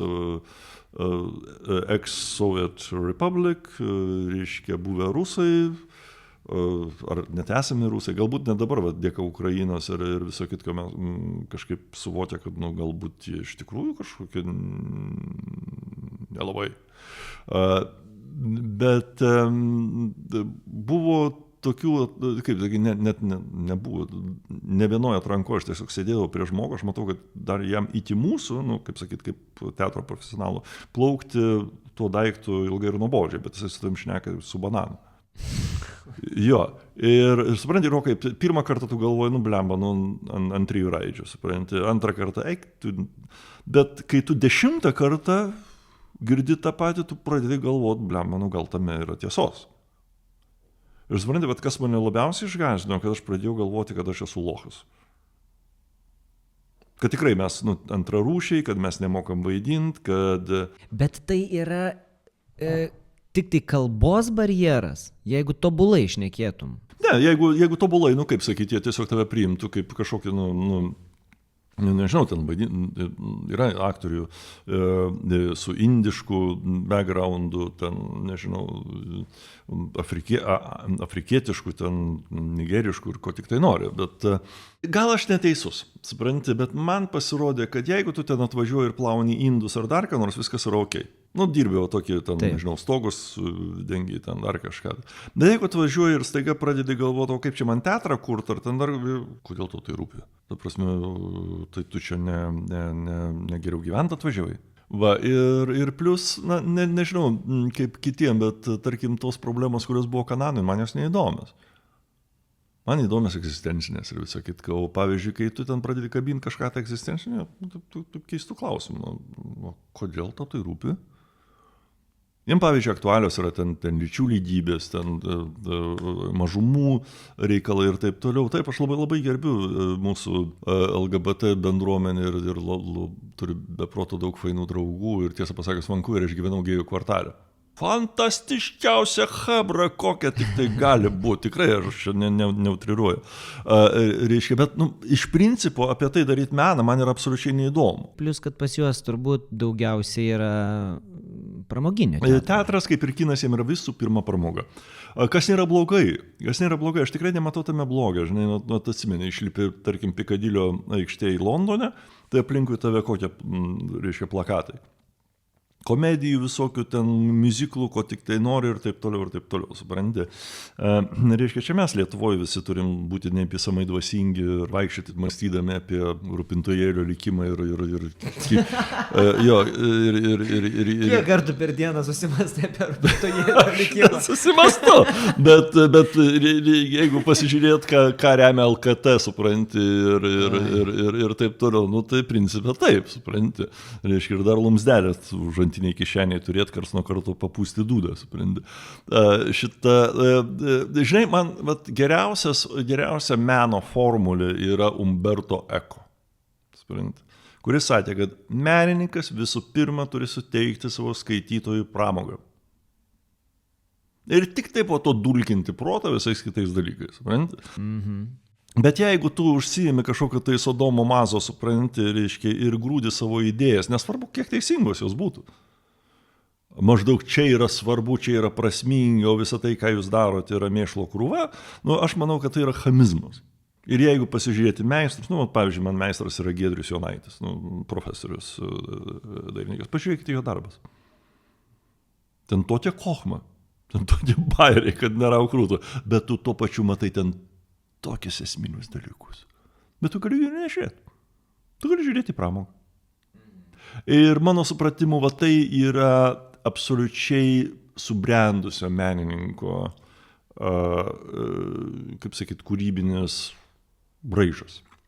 Gerai, tai tu sakei ne vienam interviu, kad komedijiniai personažai tau labiau patinka. Kada tas atėjo? Tada, kai aš perėjau nuo tragiškų personažų, aš visais laikais buvau auklėjamas, mokomas, kad aš turiu būti dvasingas, ten vaikščioti kaip Hamletas. Nuo skaitovo laikų. Jo, ir reiškia, smagus menas tai ne menas. Ir taip pat absoliučiai netikėtai man pačiam, reiškia, mane pakvietė Domino teatras į savo spektaklį, aš 3 raidžių vos nepasiunčiu. Jūs ką išprotėjot? Prasme, aš komedijų nevaidinu, kas čia per lygias, aš atsimenu, reiškia, net Kauno dramos teatre, ten buvo komedijos tokie kaip, reiškia, Amerika pirty, kur mus įvedė, aišku, kaip ir visą jaunimėlį, tą šokėjų, ten aš žiūrėti jį negalėjau, tai buvo žema, tai buvo ne menas, nors salės lūždavo, bet tai buvo, kur jau, čia baisiau už belenką. Grįžęs iš Kanados bandei dar į Kauno dramos teatrą grįžti? Truputį, kaip sakyt, reiškia, mane pakvietė Gintaras Varnas tuo metu į 10 indėniukų statomą pagal Agantą Kristi, kur buvo tikrai labai įdomus spektaklis, kaip bebūtų keista. Bet po to jis mane norėjo užimti sekančiam pastatymę, bet tuo metu mes pradėjom filmuoti su Daniel Craigu ir Edvardu Zwick, man atrodo, režisieriam, tą, reiškia, žydų filmą čia Lietuvoje, kurio griekas buvo atsisakyti. O tuo metu jau vyko repeticijos ir reiškia, mes ten buvom tam partizanų vadinamajam būry, mums buvo 25 filmavimo dienos. Mhm.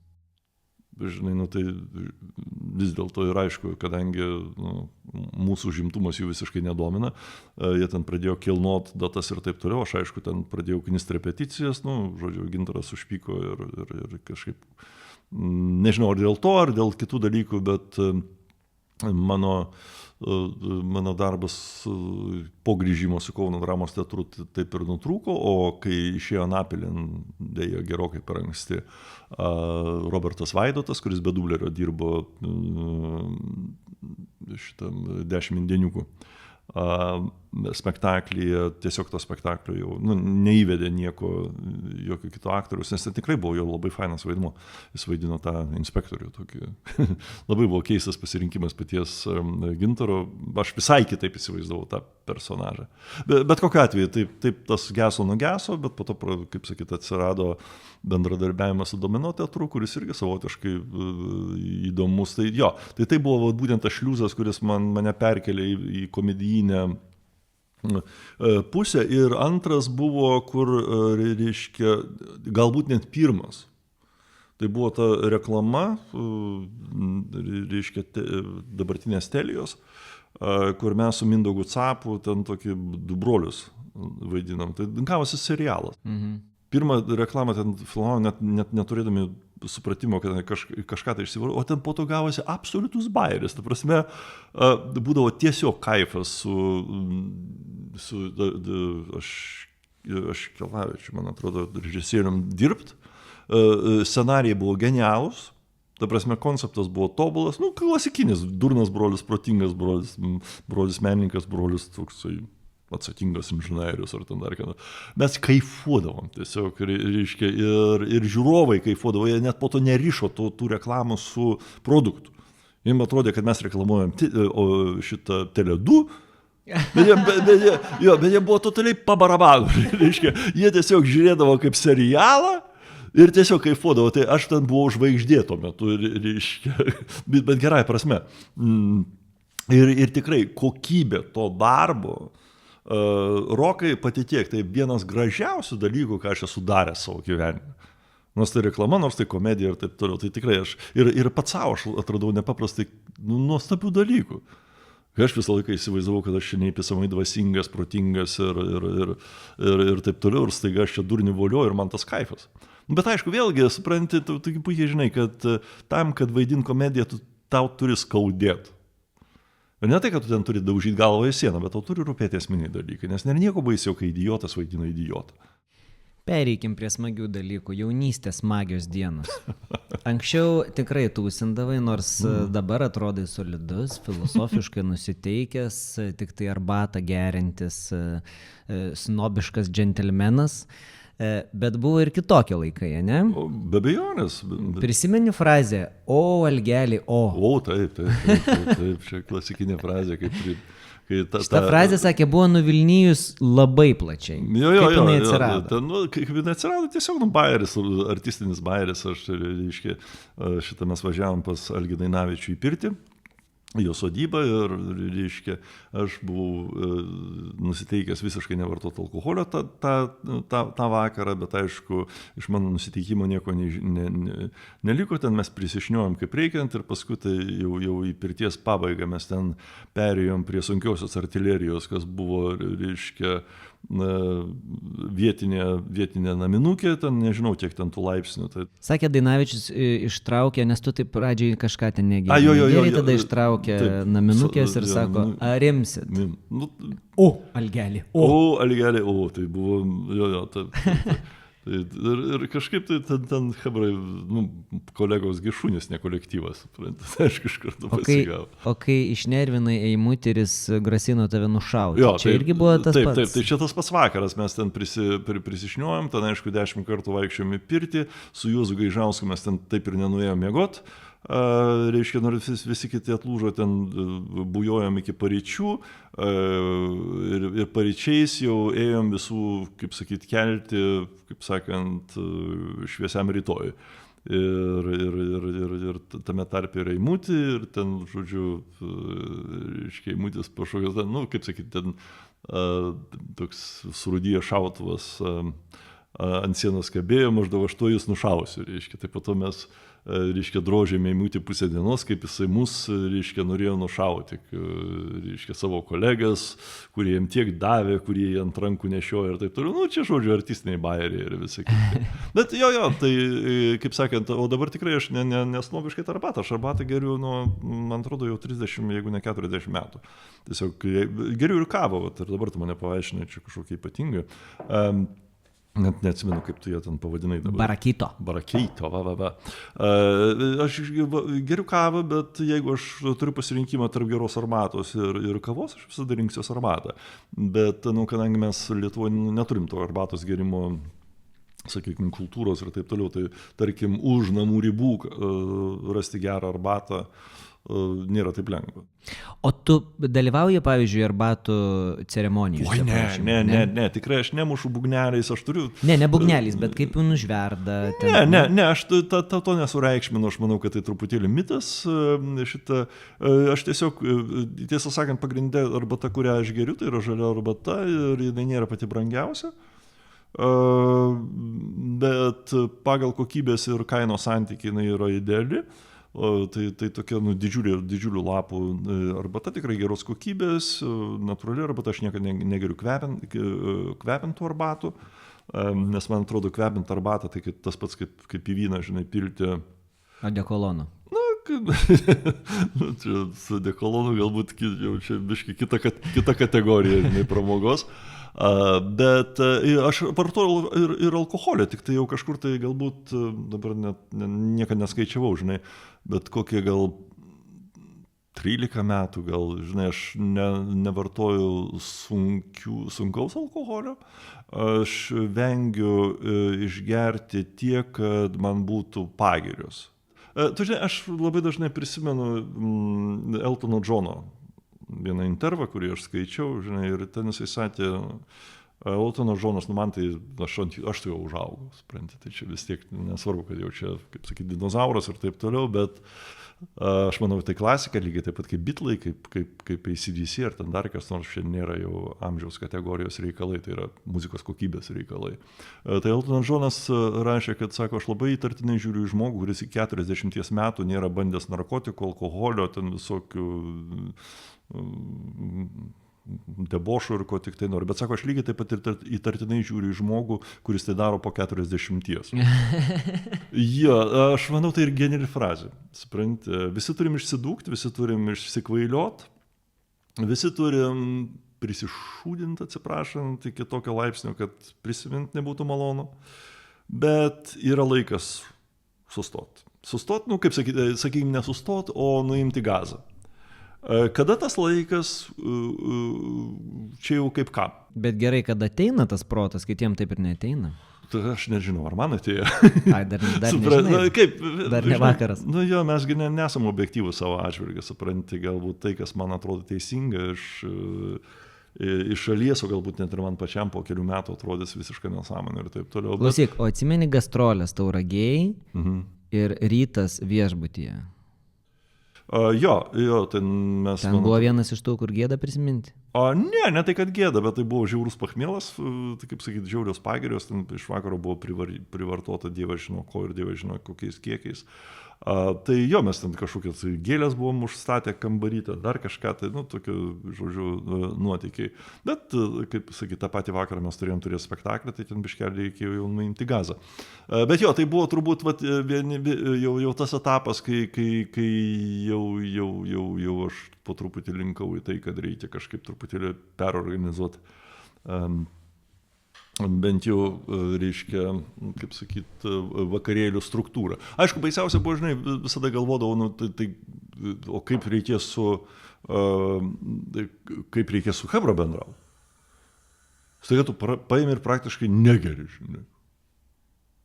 Ir nu jo, kad kažkaip, žinai, perėjai tą sakykime, turbūt ribą, aš kažkur realiai metus turbūt visiškai vengiau alkoholio, nes tuo pačiu kada aš mečiau rūkyti 14, man atrodo, metais. Bet jau po to.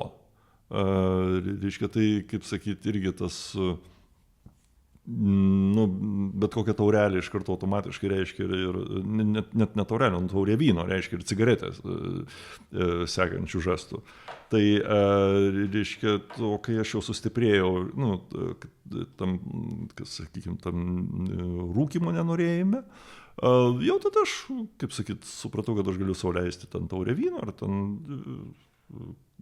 bet ką, žinai, tiesiog net vat ir su Silvija, žinai, mes kartais vakarė atsilpam ten tą kokį proseko, mes dažniausiai mėgstam panaudoti, mes išburbuliuojam tą butelaitį, suprantu, nu, tai biškalio tų apsvaigsti, žinai, bet... O kaip atsilaikyti vat, nuo kolegų, nuo draugų siūlymo? Nes labai svarbus, kokia kompanija. Tu savo draugų nepakeisi ir jeigu jie nori vartoti, tai tegul ir vartoja. Taigi... Jo, tiesiog pakeisti, nu, turbūt neįmanoma. Vis tiek reikalingas periodas, kai tu visiškai nevartoji. Jeigu tu kažkiek vartodavai didesniais kiekiais, nu, kaip sakyt, nebūtinai alkoholizmo kiekiais, nu, sakykime, tokio rimto tūso, kur jau ryte atsikeli ir taip galvoju, kas vakar buvo, galite man primint, šitą vis tiek reikalingas tam tikras periodas, kai tu arba visiškai eliminuoji, arba jau minimalizuoji, bet yra pavojinga, nes nu, čia kaip su rūkymu, supranti. Nu, tu metei rūkyt, nu, tai nu, vat, po savaitės vieną cigaretę surūkys, nu taip nebus. Galėčiau aš surūkyti vieną cigaretę ir po to nerūkyti, aš tą tikrai daryčiau, patikėk. Man, pavyzdžiui, cigaretės smirdi, bet cigarėlis ir cigarai man kvepia. Va. Tai su tais, sakykime, lygiai tas pats ir su kompanija yra. Nu, kaip sakyti, jeigu tu vis tiek neišvengiamai bus periodas, kad tai bus truputėlį nejauku. Bet po to tas, kaip sakyt, stabilizuojasi, tu suvoki, kad galima ir be to. Ir kiti prie to pripranta. Jo, ir kiti prie to pripranta, tai žiūri, kaip, to labiau šiais laikais, žinai, kaip sakyt, kai aš labai džiaugiuosi, žinai, kad alkoholio, tokio sunkaus alkoholio kultūra, kokia supo mus, jin visiškai pakitus. Pavyzdžiui, aš savo studentų žiūriu, blema, jie iš vis nevartoja, jiem to nereikia, supranti, jie atranda kažkokių kitokių pramogų ir taip toliau, ir tas yra labai smagu. Žiūrint į tavo filmografiją, daros pavydu, nes dirbai su garsiais ir lietuvių režisieriais ir užsienio, ta prasme tikrai didžiuliai filmai, tas pats Defiance, ar taip, iššūkis. Defiance, jo. Defiance, mano anglų prasta. Nu, labas. Tai kokį vieną arba du filmus išskirtum, kurie labiausiai įsiminė? Nu, dėkui tau už komplimentą, žinai, man ta filmografija atrodo visiškai, nu, tokia niekinė. Be abejonės aš išskirčiau darbą tam Defiance ir ne dėl to, kad ten kažką tai reikšmingo būčiau suvaidinęs, vis tiek mes ten epizodus vaidinom, bet tiesiog turbūt tiek aš, tiek visi mes Lietuvoje pirmą kartą susidūrėm su ne tai, kad žvaigždėm. Žvaigždžių čia atvažiuodavo, bet tos žvaigždės tokios C kategorijos, kaip ten, reiškia, aš atsimenu, čia buvo atvažiavęs tas, kuris Highlanderį vaidino, kažkokia tai čia viena iš filmų filmuotai, nu, su visa pagarba, bet, sakykime, švelniai kvailesnės žvaigždės elgsenos aš nesu matęs. Su savo visokiais užgaidom, ten, kuo tik tai noriu ir taip toliau. O tos realios vadinamos žvaigždės, kaip Daniel Craigas, Liev Schreiberis, su kuriuo aš kadangi buvau jau būry, tai mes labai nemažai su juo kalbėjom, tu supratai, kad visų pirma, mes ne ką prastesnėm. Bet turbūt tai buvo filmas, kai mes kaip Lietuvos aktoriai supratom savo savivertį. Ir aš puikiai atsimenu tą dieną, kai mes pirmą kartą atėjome į aikštelę, pirmas filmavimas, reiškia, aišku, amerikonai savo, mes ten savo, į mus ten žiūri taip, kaip į tiesiog kitą būrį masuotės atėjusi, taip toliau. Ir pirmas filmavimas buvo šviesios atminties Šaras Karvelis, ten jisai vaidino tokį žydų laikrodininką, ir ten jį prirėmė prie medžio, kažkas ten kažko klausė ir taip toliau, Šaras, reiškia, ten. Ir Karvelis, reiškia, su savo charizma taip toliau ten tą epizodą vaidina, ir tik tai mes matom staiga visų amerikiečių aktorių galvos žiūri. Baigėsi ta scena ir taip matosi pas juos taip pyst viskas ir ištirpo.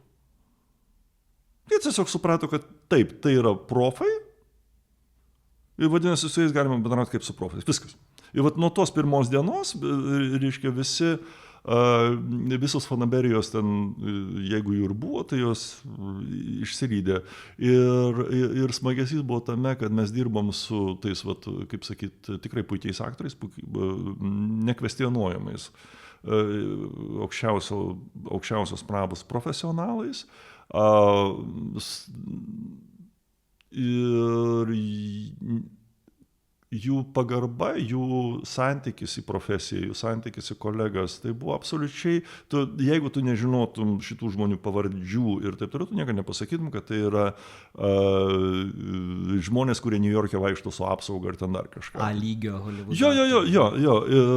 Ir tai tikrai buvo labai labai smagus darbas, nepaprastas profesionalumas tiek režisieriaus, tiek aktorių, iš kur jie bebūtų, ar ten, reiškia, amerikiečių komanda, ar britų komanda.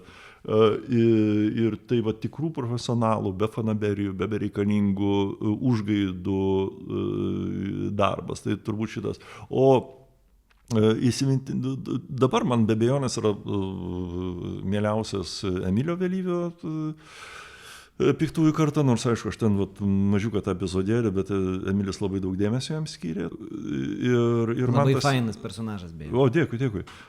Šitą labai mielą girdėt. Ir man įdomi ir pati idėja to filmo, ir požiūris, ir be abejonės, savo kolegų darbais aš tiesiog džiaugiuosi. Aš žiūrėjau tą filmą, tiesiog gražu.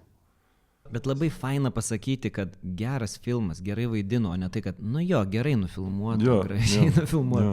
Ir žinai, dėl ko aš labai džiaugiuosi, kad mano kursiokas Šarūnas Gedvilas pagaliau suvaidino tave jauną, nes jūs man be galo panašus, aš jam nuo pirmo kurso sakiau, blemba, tu uždavinys. Nes neįtikėtinas panašumas, tai žiauriai džiaugiausi dėl to. Jo, smagu. Tai ta filmografija, žinai, kaip viskas yra etapai, viskas yra, supranti, kaip sakyti, žinai, ką tu pamatei, ką tu suvokiai, ką tu, reiškia, ir tas pats Defiance, ne tai, kad tai pakėlė, žinai, kažką tai, supranti, bet tu suvokiai, kad, hebra, mes esam, kaip sakyti, bent jau kinošnai pasaulinio lygio hebra, tiesiog mūsų biudžetai yra mažesni. Ir aš tikiuosi, žinai, tiesą pasakius, mūsų kino perspektyvą aš matau tokia pusiau anglų kalba.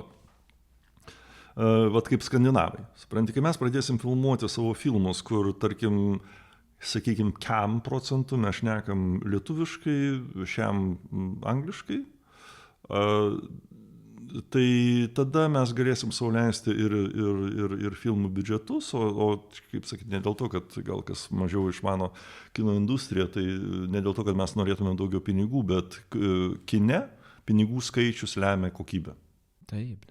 Besąlygiškai. Deja, teatre tu gali kurti meną tuščioj scenoje ir tai bus labai faina, bet kine tu turi turėti krūvą babkių, kad tai būtų įspūdinga istorija. Plius visiems būtų paskata mokytis anglų kalbos. Jo, bet aš matau, žinai, kad ypač jaunesnės kartos aktoriai, jie puikiai kalba angliškai, daugumas jų net ir baigia ten mokyklas, UK, žinai, net ir... Tai nereiškia, kad ten yra geriau, bet tiesiog jie įvaldo kalbą tikrai tobulai. Tai aš matau perspektyvą mūsų kino kaip tokį miksą kalbinį. Nes vėlgi, pasižiūrėkite į Airiją. kiek mūsų žinotų, kur ta Airija iš vis yra, jeigu jie angliškai nešnekėtų. Nu taip. Net ir airiška muzika, airiška kina, airiška teatrą, airiška dramaturgija, niekas. Aš nesakau, kad mums reikia įsižadėti lietuvių kalbos, bet tiesiog pasaulis darosi vis kompaktiškesnis. Ir tiesiog mums reikia suprasti, kad mūsų kalba yra unikali, bet jinai yra nesuprantama. Ir tam, kad mūsų kultūra taptų suprantama, mums reikia ją padaryti kalbiniai suprantamą. Tu labai gerai pasakė apie miksą, nu tie patys Kaluš parodė pernai, Taip. kaip savo kultūros nepametus galima padaryti labai fainą šiuolaikišką dalyką. Būtent. Apie sklandymą. Taip. Esi pripasakojęs labai daug interviu, tegul žmonės žiūri kitus, aš neprašysiu daug pasakoti apie tai, bet aš norėčiau, kad pasakytum, kokius 3 geriausius dalykus tau suteikė sklandymas. O, kaip sunku, žinai. 3. Visų pirma, visų pirma, man toks egzistencinis veiksmas. Oras yra tikrai ne ten, kur mus dievulis siunta. Ir tas noras žmogaus skrist kaip paukščiai, tai yra tiesiog pasaka. Mes tiek, kaip žmonija, žinai, tiek metų apie tai svajojam, pradedant nuo drakonų, baigiant ten, ko tik tai nori, šokinėjimais nuo Eifelio bokšto ir tai va tas toksai humanistinis draivas, sakykime, taip man yra labai labai svarbus. Ir sklandymas būtent yra tas draivas, kadangi tu skrendi be variklio, tu skrendi green energiją, gamtos energiją, tai yra pasaka. Antras dalykas, tai tas šachmatų žaidimas, kuris yra sklandyme. Sklandyme tu visą laiką turi planuoti įimus 5 į priekį. Reiškia, kas būtų, jeigu būtų, visą laiką turėti planą B, visą laiką žinoti, kad tu gali negrįžti atgal į aerodromą. O trečias tai, kad aš pradėjau tai daryti. Nes aš pradėjau tą daryti labai vėlai. Aš pradėjau mokytis, sklandyti, kai man buvo KEM 9. Ir patikėk, tai nebuvo lengva. Aš 3 kartus sakiau, viskas man reikia rišti. Tiesiog nesuvaldau tam tikrų elementų. O šalia 16, kurie tą patį padaro per 3 kartus trumpesnį kiekį, o tu čia visas labai solidus, reiškia, prasmingas ir protingas, nesugebi padaryti elementaraus daikto, kurį 16 padaro, o taip. Bet kažkaip man pavyko tą suvaldyti. Ir aš tuo labai, kaip sakyti, ne tai, kad didžiuojasi, aš labai džiaugiuosi, kad tai įvyko. Man asmeniškai tai yra labai svarbu, man asmeniškai tai duoda labai daug. O galima atsakyti, kas tu esi labiau? Aktorius ar lakūnas? Aš atsakyčiau taip, aš nesu aktorius, aš nesu lakūnas. Aš niekada nevadinu savęs aktorium, kadangi reikia pristatyti save. Ir man atrodo, mes negalim būti aktoriais, mes galim būti menininkais. Nežinau. Aktorystė turi būti pasiekmė tavo mąstymo. Tai negali būti savitikslis dalykas. Nes tuomet, narcisizmai, visokie velniai. Man vaidyba yra priemonė pasako tai, kas man įdomu. Jeigu aš mokėčiau piešti, aš galbūt paišyčiau, jeigu aš mokėčiau kažką tai kitą daryti, kaip sakyt, anksti pradėjau mokytis tą vaidinti, tai kažką tai išmokau, kažkiek. Bet tai vėlgi, ką reiškia išmokau? Po šiai dienai mokusi, aš vaikštau workshopus, aš skaitau knygas, kaip tą reikia daryti, aš žiūriu, reiškia, kitų aktorių ten patarimus. Tai non-stop dalykas, aš esu tikras, kad ir tu tą patį darai, supranti, ir pasakyti, man atrodo, jeigu artistas pasako, kad aš moku vaidinti, tai vadinasi, nieko jis nemoka. Nes tai yra toks veiksmas, kurio išmokti niekada neįmanoma. Tu veiki, tu net nevaidini, tu egzistuoji kažkokiam imidže, kažkokio tai personažo, kažkokios istorijos. Vis tiek viskas yra istorija ir personažai, viskas sueina į tai, mes taip suvokiam pasaulį. Atsiprašau, nesvarbu, ar tai būtų Biblija, ar tai būtų krepšinis, Viskas yra istorija, viskas yra pasakojimas, viskas yra, sakykime taip, legenda.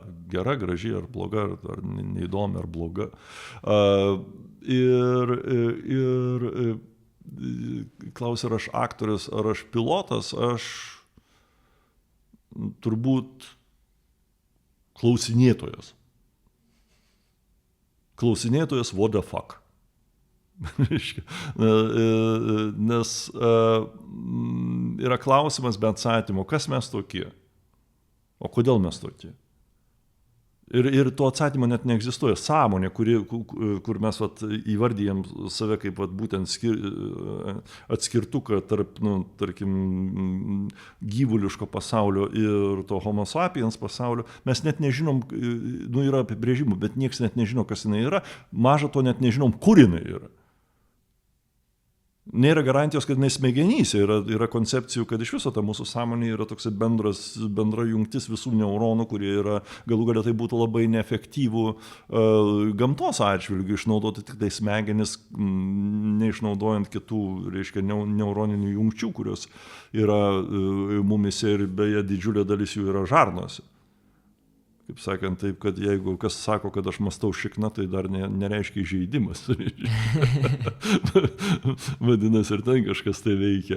Tai aš galbūt labai plačiai ir nekonkrečiai atsakau į tavo klausimą, bet tiesiog aš esu kamantinėtojas,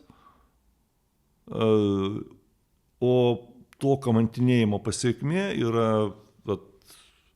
aš artistas, aš pilotas, ar aš ten, nežinau, tamsas mokytojas muzikos ir teatro akademijoje ar kažkoks kitoks personažas. Sakalas beje skraidina žmonės, tai važiuokit į Paluknio aerodromą ir skriskit su juo, bus nepamirštamas įvykis, o gal ir pakamantinės ir jūs. 2010 metais dalyvavai šokių projekte. Tuo metu nebebuvai jauniklis. Iš dabartinės perspektyvos. Ką tau tas projektas davė ir ar ką nors atėmė? Atim tikrai neatėmė, nes niekas neatėmė, jeigu tu darai tą su protu. Gal be abejonės laiko, sveikatos ir taip toliau. Bet, žinoma, tu pasineri tą pramogų, žinai, totalų tūsą. Tu supranti, ant kiek jis yra keistas, sakykime, netgi svetimas.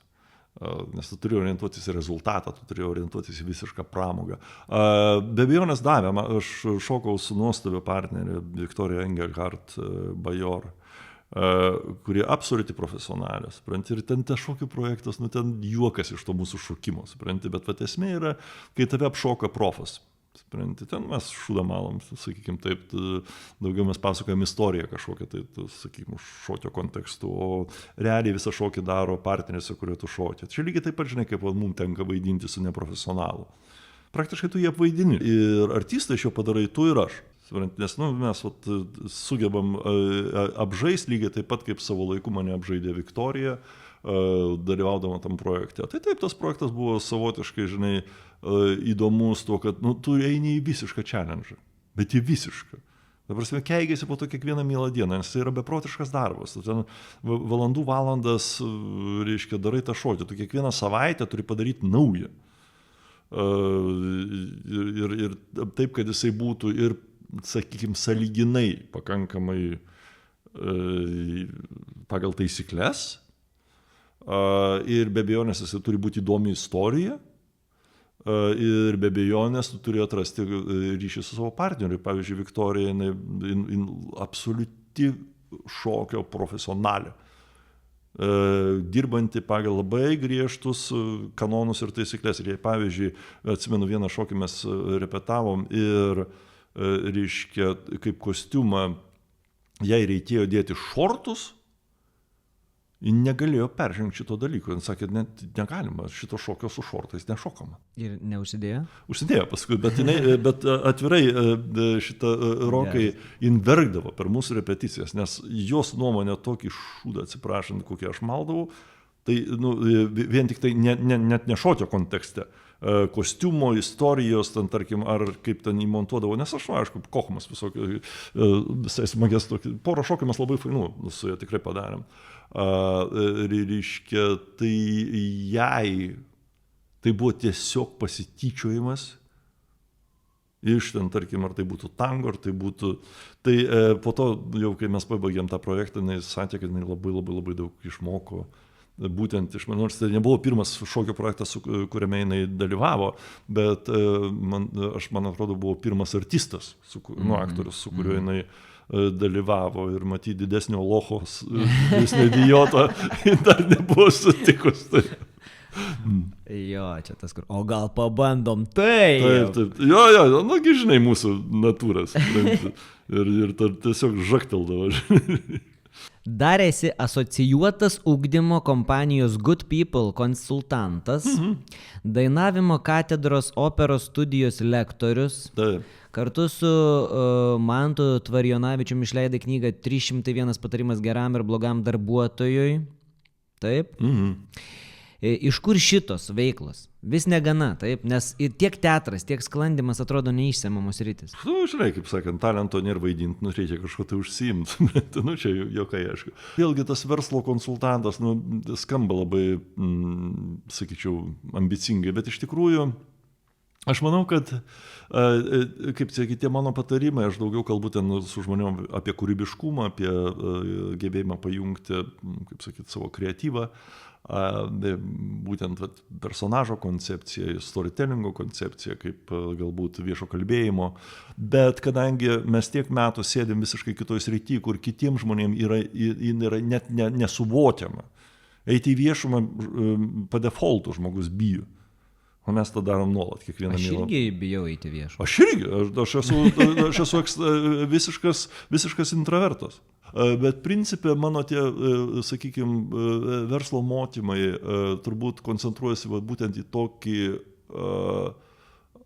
padėjimą žmonėms suvokti kažkokiu tai dėsningumų, kurie po to gali būti naudingi jų profesinėje veikloje.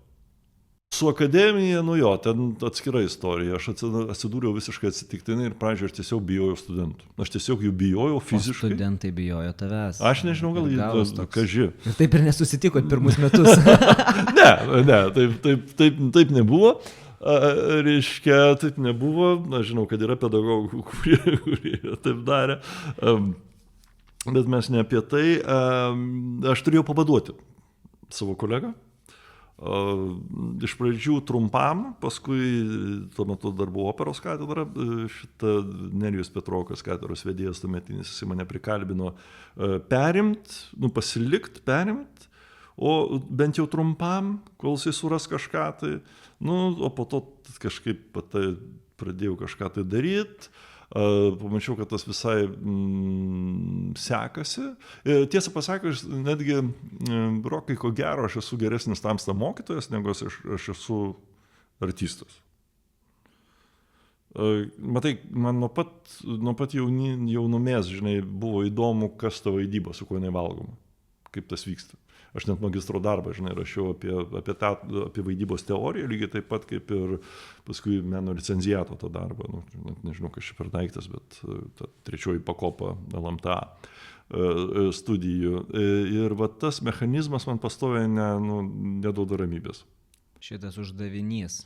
Jo, tas uždavinys, supranti, kaip skersinis uždavinys ar skvaznoja dėstvė, kaip mums reiškia mokė Stanislavskis, ir tas pats Stanislavskis, kurį mus mokė, jisai tai nėra galutinis atsakymas, nes tai vis tiek, tai nereiškia, kad jis neteisus, tai aš dažnai, žinai, studentam, kai reikia aiškinti, kas yra Stanislavskio sistema, aš tą lyginu su Darvino evoliucijos teorija.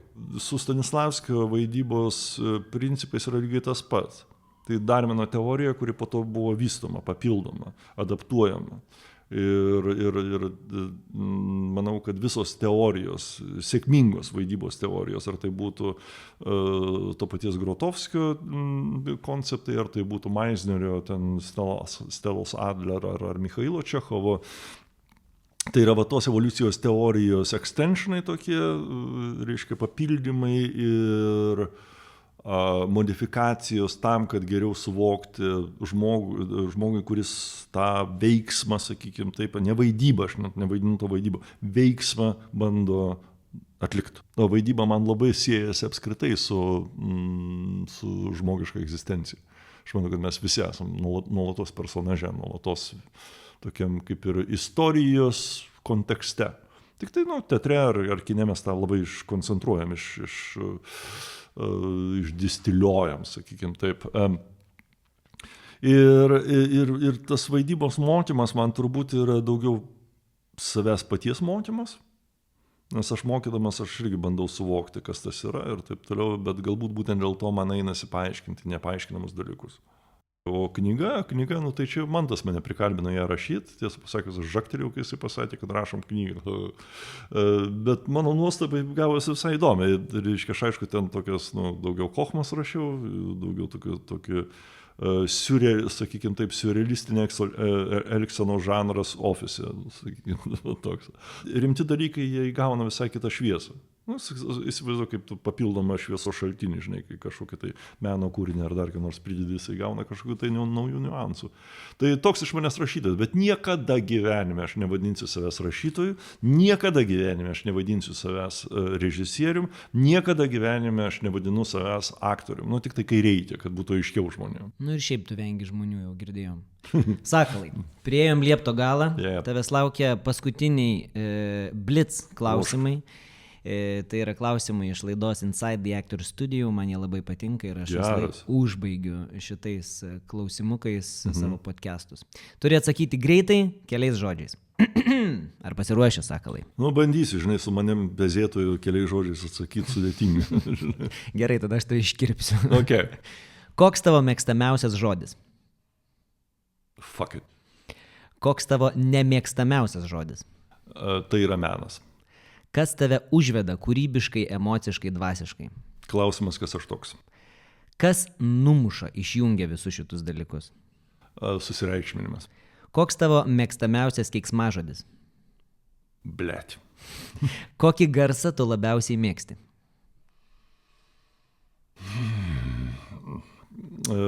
Meditatyvinį, sakykime taip. Kokio garso nekenti? Garsaus. Kokią profesiją be savo norėtum išbandyti? Astrofiziko. Kokios profesijos tikrai nenorėtum išbandyti? Politiko. Jeigu rojus egzistuoja, ką norėtum, kad Dievas tau pasakytų, kai ateitum prie dangaus vartų? Ilgai blūdėjai. Gerbiamas klausytojau, ačiū, kad šiandien buvai su mumis iki pat galo. Tikiuosi, kad patiko ir lauksiu tavęs kitose epizoduose. Su mumis buvo Sakalas Uždavinys. Ačiū, Rokai. Ačiū, Sakalai. Ačiū visiems. Ačiū tau ne tik už šiandien, bet ir už visus spektaklius, kuriuos kartu esam suvaidinę. Už profesionalumą, už nuoširdumą, gerą nuotaiką ir visas pizdavones. Ačiū ir tau, Rokai. Tikrai man yra labai, labai smagu turėti tokius kolegas. Ja. Iki visiems ir iki tau. Ir katinas atėjo.